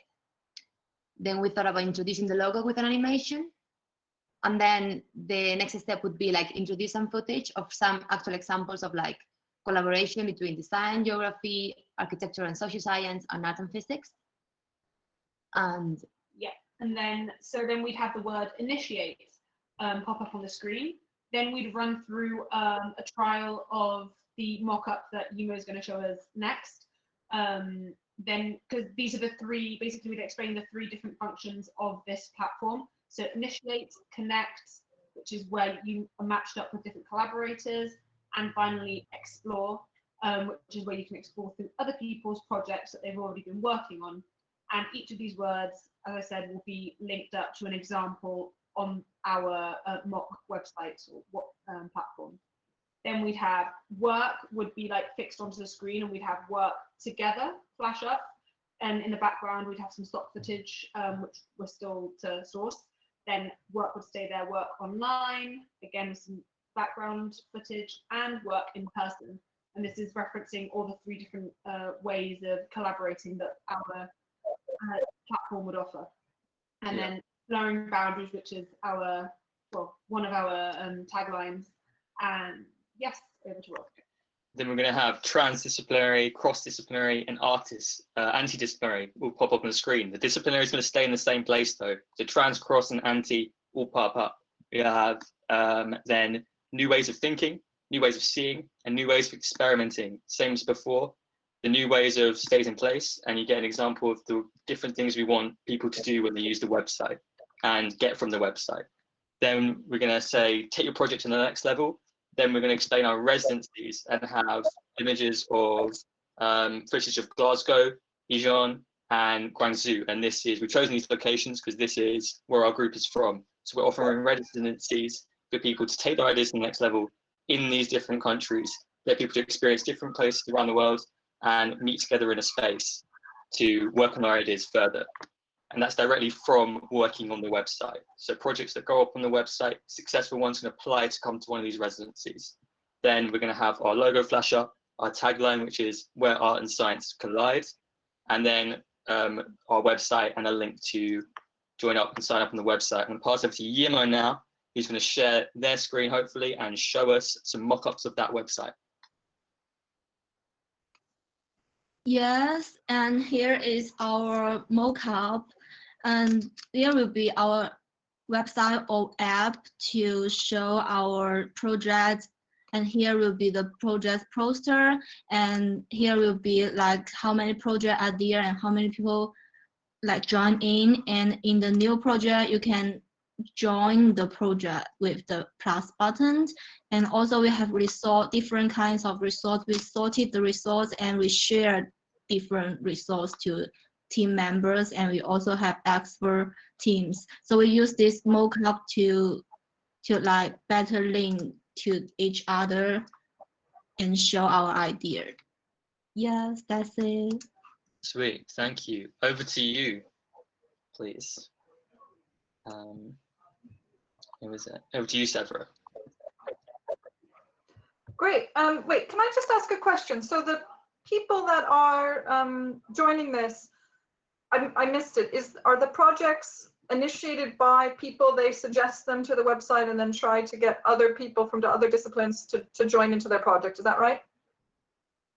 Yeah, so we can either people start their own projects or other people to join existing projects. Both. Okay, got it. Sorry if you probably did say it, but I was taking a lot in, so I just wanted to be clear on that. I mean, I think it's it's a great concept, and you've sort of taken the idea, you're sort of like living some of this now and just taking it further, which I think is amazing. First of all, that was one of the most beautiful Miro boards I've ever seen. So that's first thing to say. I think the bit that's missing, and Will, when you set out about talking about the project, the sort of idea, you talked about the fact that in universities we're siloed and we tend to work within one discipline, and then this obviously is a way of overcoming that. I think what's missing is the why in that. Why is it so important that going forward we work across disciplines and we collaborate? And I think if you can articulate that, so you've got the problem statement around the fact that we're not doing this and formal education isn't doing that, and you've kind of got the means for, your whole project is a way to encourage people to do that, but why? Why is it so important?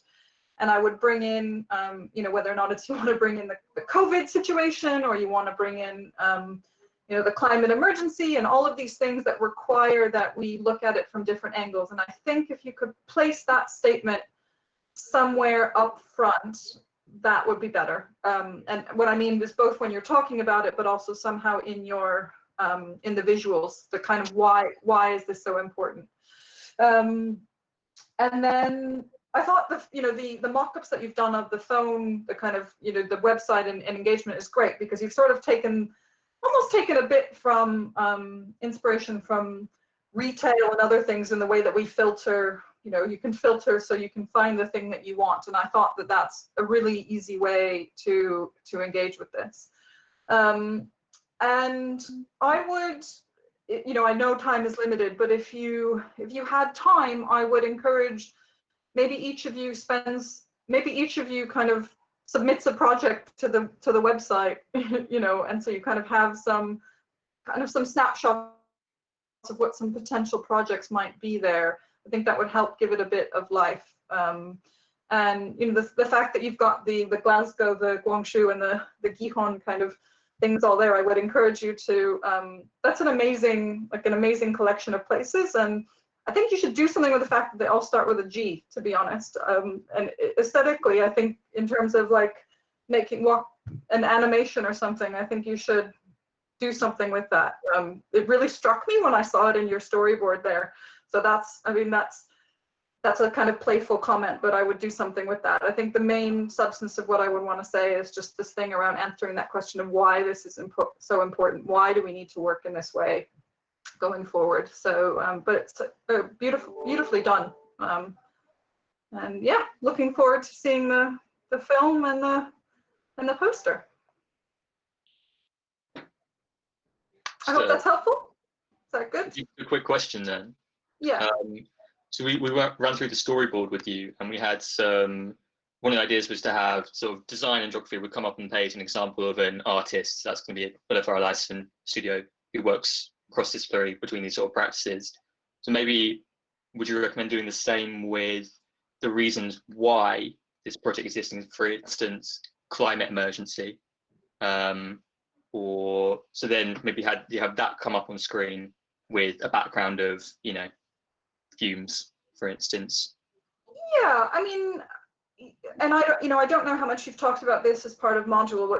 What people are starting to say is that these are what so-called wicked problems that require people thinking about them from lots of different angles. So climate emergency is one, social justice is one, and there's many others. Our economic systems are another. You can't just solve it by looking at it from one angle. And so I would maybe do a little bit of sort of research on wicked problems. That's an accepted terminology for these complex problems that we all face and that are shared across the globe, that we all have to connect and address. I think that's one way you could tackle it, but I think you could think of other ways as well. It's just making sure that you feel that you've answered that question of why collaboration is so important for yourselves,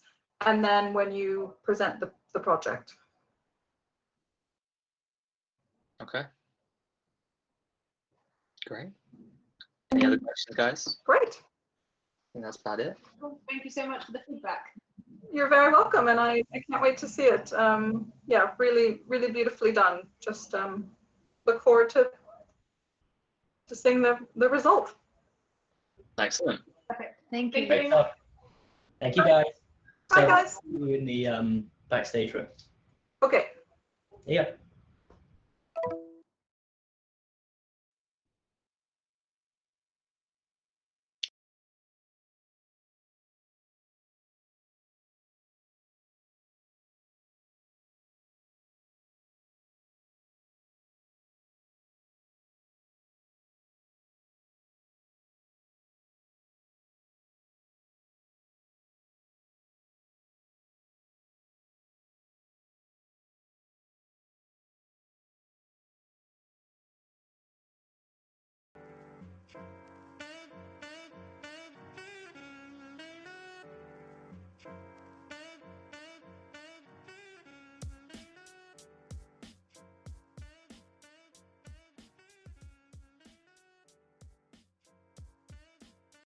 Waiting for Fred.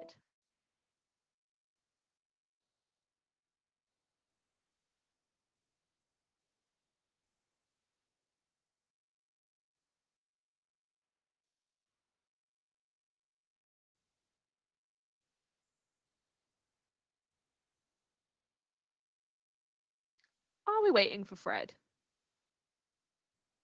Waiting for Abby. She's coming. Oh, okay, in which case I'm just gonna. Jess, this is a Percy pig. I've just found out you can get them on Amazon, so we'll make sure that you've got some in the US soon. I did study abroad in Scotland, so I feel like I know some things, but not everything, probably. Right, Abby's coming. Abby thought I was on a break to eat my food, which I haven't eaten at all day because I've been back-to-back deadlines.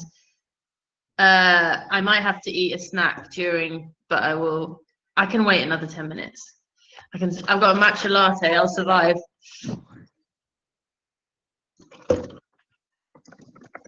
Cool. All right. You guys are already ready. I'm ready. Let's go. Hi, our name is Roundabout. We are a social media app to unite local makers by facilitating accessibility to local tradition, craft, and resources in their own communities. Our app's goal is to reduce globalization and encourage sustainable upcycling practices within local areas. Currently, sources and connections may be difficult to find, and we feel this social media platform would encourage creatives of all kinds to strengthen their own communities by creating a circular environment. We would like to create community from what are now individual experiences by helping people find materials, places like makerspaces, and other people to Skillshare with. So now we're going to talk about the branding and the logo. So Danae designed the branding and the logo for this. So basically we're playing on this idea of the lens. We'll have the arrows that are around this kind of like magnifying glass rotate around as the loading logo. And the slogan of it is uniting local makers.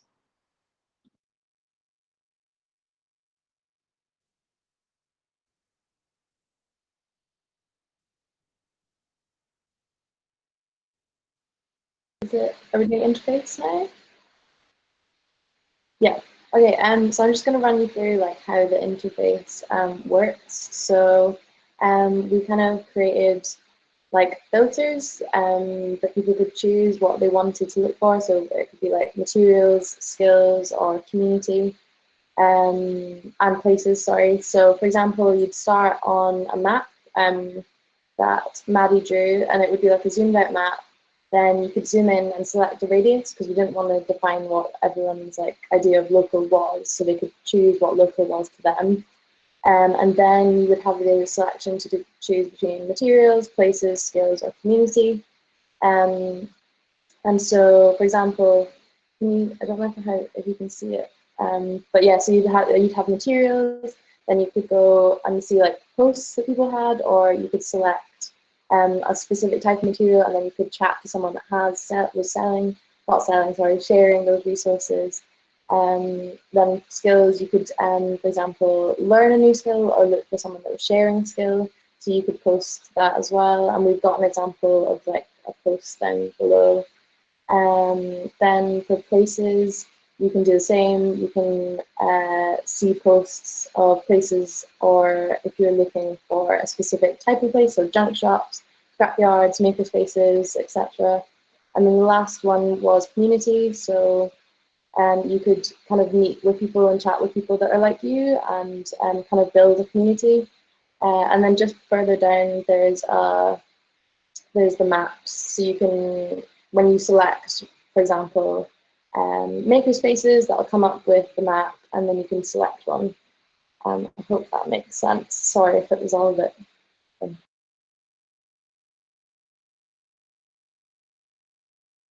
So these are basically kind of the mapping ideas. So the whole point of the app was that you could choose what you define local as and what you think of like what a community is. So you can choose the radius of like your search based on like whatever you would consider your local area.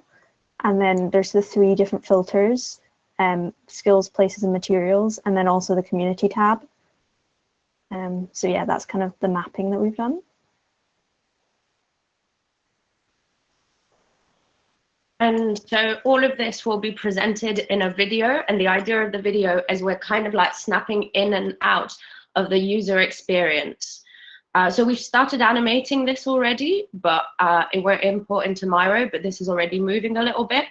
But the idea is you're following kind of like the user journey. So you start with this one person that is looking for some materials. She goes into the app, you know, she chooses like what radius she's willing to how far she's willing to go basically from where she lives.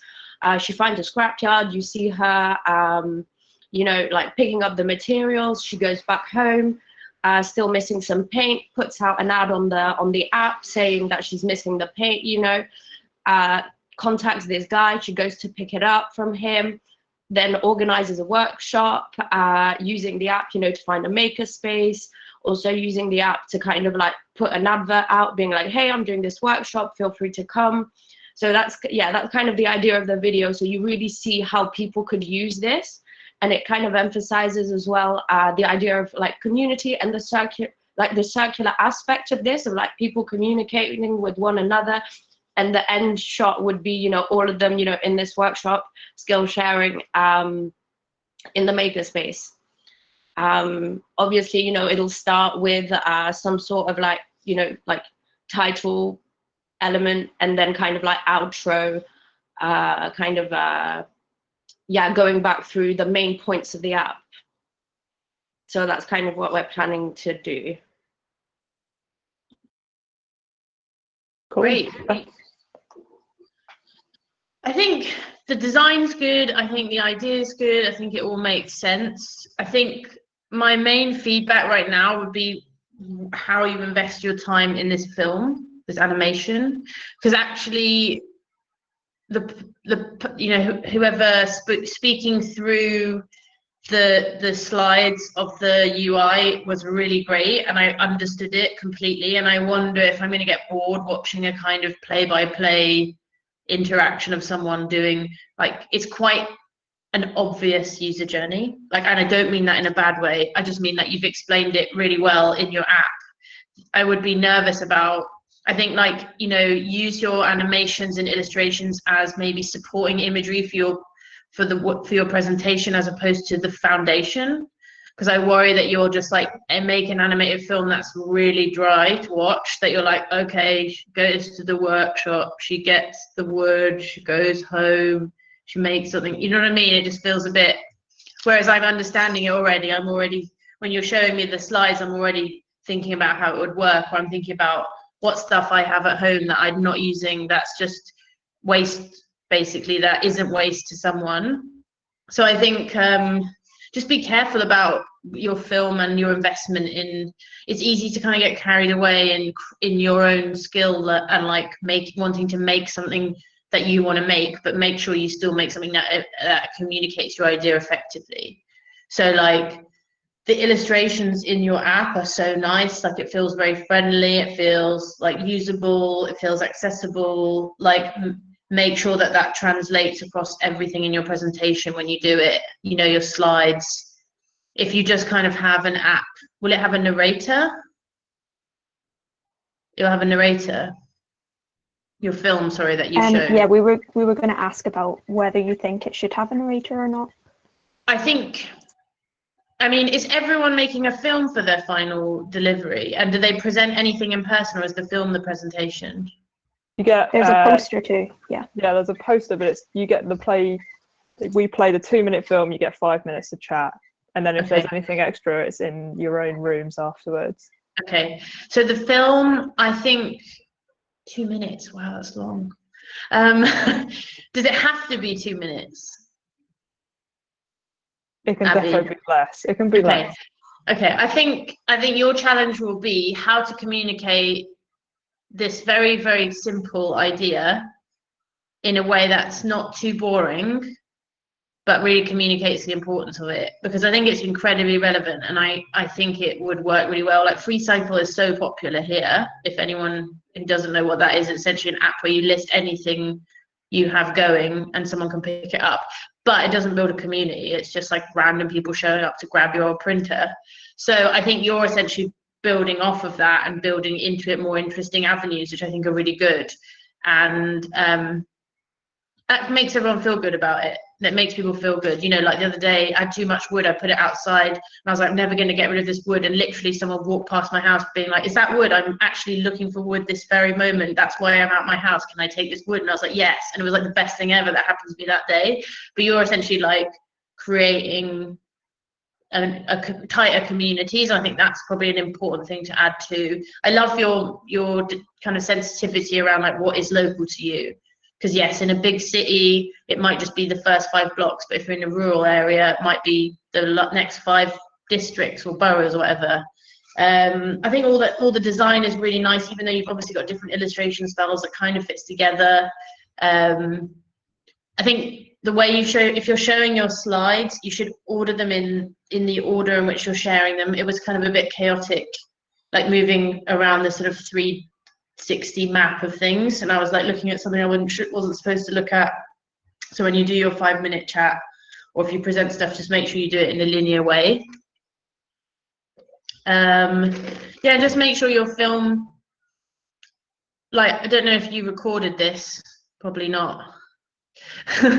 But make sure your film is like as informative as what you said, because you'll be doing yourselves a disservice if you make something that's just like too simple. And especially like when you're showing like a UI in a film, it can be really, really boring to watch. So just make sure you think about how you break outside of the phone and like see stuff on screen that isn't just like the box, you know. I think you can even break away from the phone interface at points, because I would be really worried if you were just always showing it in the hand, like in the screen, you know. Think about, you know, maybe you go in, maybe you just have animated sequences in your films, and broken up along those are like slides which talks you through with a narrator what's happening, some features of the app. Just kind of make sure it's just really informative and you're not getting too kind of focused on like doing really nice animation, because then you won't communicate like all of the ideas you've talked about in your presentation today. But yeah, any questions?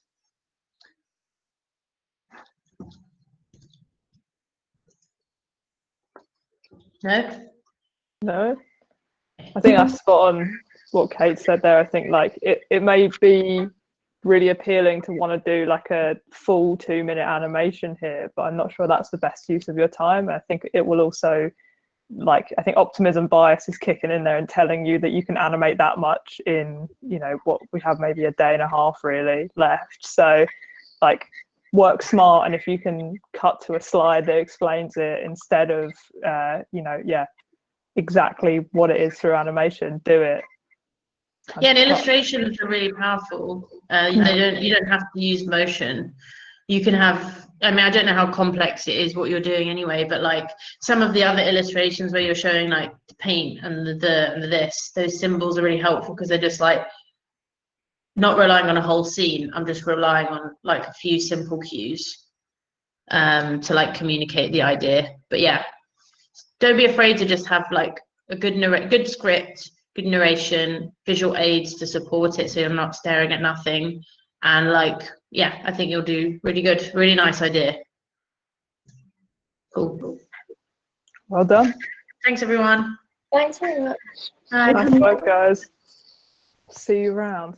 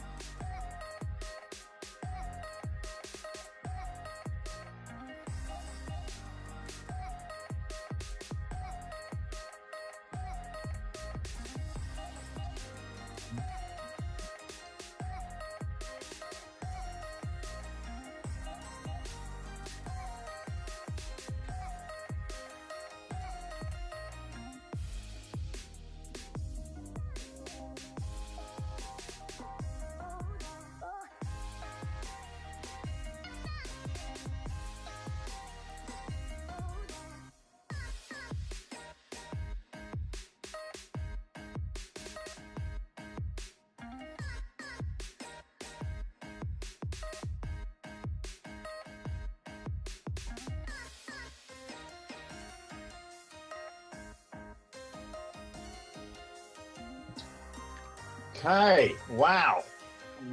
That was quite an afternoon. Hey, Abby, how are you? Great, that definitely was an afternoon. Certainly Yeah, I'm excited, I'm tired, I am, yeah, humbled and feeling good. How about you? Yeah, good. Yeah, I saw some great projects. There was some really cool stuff out there. I'm sure Tim and Saf saw some great projects as well. So yeah, sounds like you're all nailing it. Fantastic. Well done. Yeah, exciting times. I'm sure there's still work to be done, but yeah, it feels like you've got our experts very excited and certainly got us excited. So yeah, congrats. And I thought the pictures were getting slicker as well. I don't know how it was at your end, but kind of I think people are grasping that, you know, there's a limited period of time and you've got to grab it, you know. I think almost everyone that I was in a crit with just then was like on 5 minutes exactly for the pitches. So I think that 5 minute timer has been inbuilt into you now, and you guys were finishing naturally on the dot, which is like great stuff because you were able to condense everything you needed to into the exact amount of time needed. So well done. Yeah, it's very useful. I'll talk to this more tomorrow, but obviously, you know, on Thursday, the big day, I'm gonna have to be pretty tight on you folks, indeed as Labby, because you know, we have got a lot of people to get through, and so I'm sure you understand that we need to be pretty rigorous on the timing. So yeah, I think that's something that I will go into in more detail tomorrow. But in the meantime, congratulations, well done. So I just want to go through a few things, a few points that came up from me in those sessions. One, yes, there are different opinions from people. Some people will think this, some people will think that. There's no one correct answer. You don't have to do anything that people tell you to do. At the same time, if everybody's saying the same thing, it usually means there's some value in it and you should listen to it. But yeah, ultimately, you know, if people will contradict themselves, and don't get too thrown by that, and ultimately they're your project, so you've got to do what you feel is right. If someone's telling you very strongly, someone that you admire and trust, telling you very strongly to do something but you don't want to do it, don't do it, you know, trust your gut. When it comes to just a point about films, if we had a few people read us out scripts in my group, I read out the voiceovers, and I would record those voiceovers. I do scripts sometimes. I do voiceovers, and I usually find I write the script and then I read it out, and it always takes longer than I thought it was going to. And then by hearing it back to me and by doing that process, I go, oh, that bit's not quite right, and that bit's not quite right. So it's an iterative process, and it's a really good way to kind of nail your film down, is to have a recorded voiceover, and then even if you've got a storyboard, start actually in iMovie or whatever, putting in the sketches of the scenes before you film them, and then you can kind of see how it's going to go.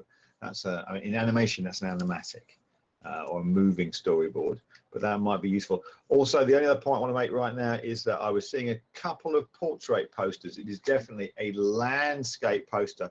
If you want to get crazy about it, you could do a portrait poster and just lose all this space here, and I guess we'd go with it, but it feels like a bit of a shame.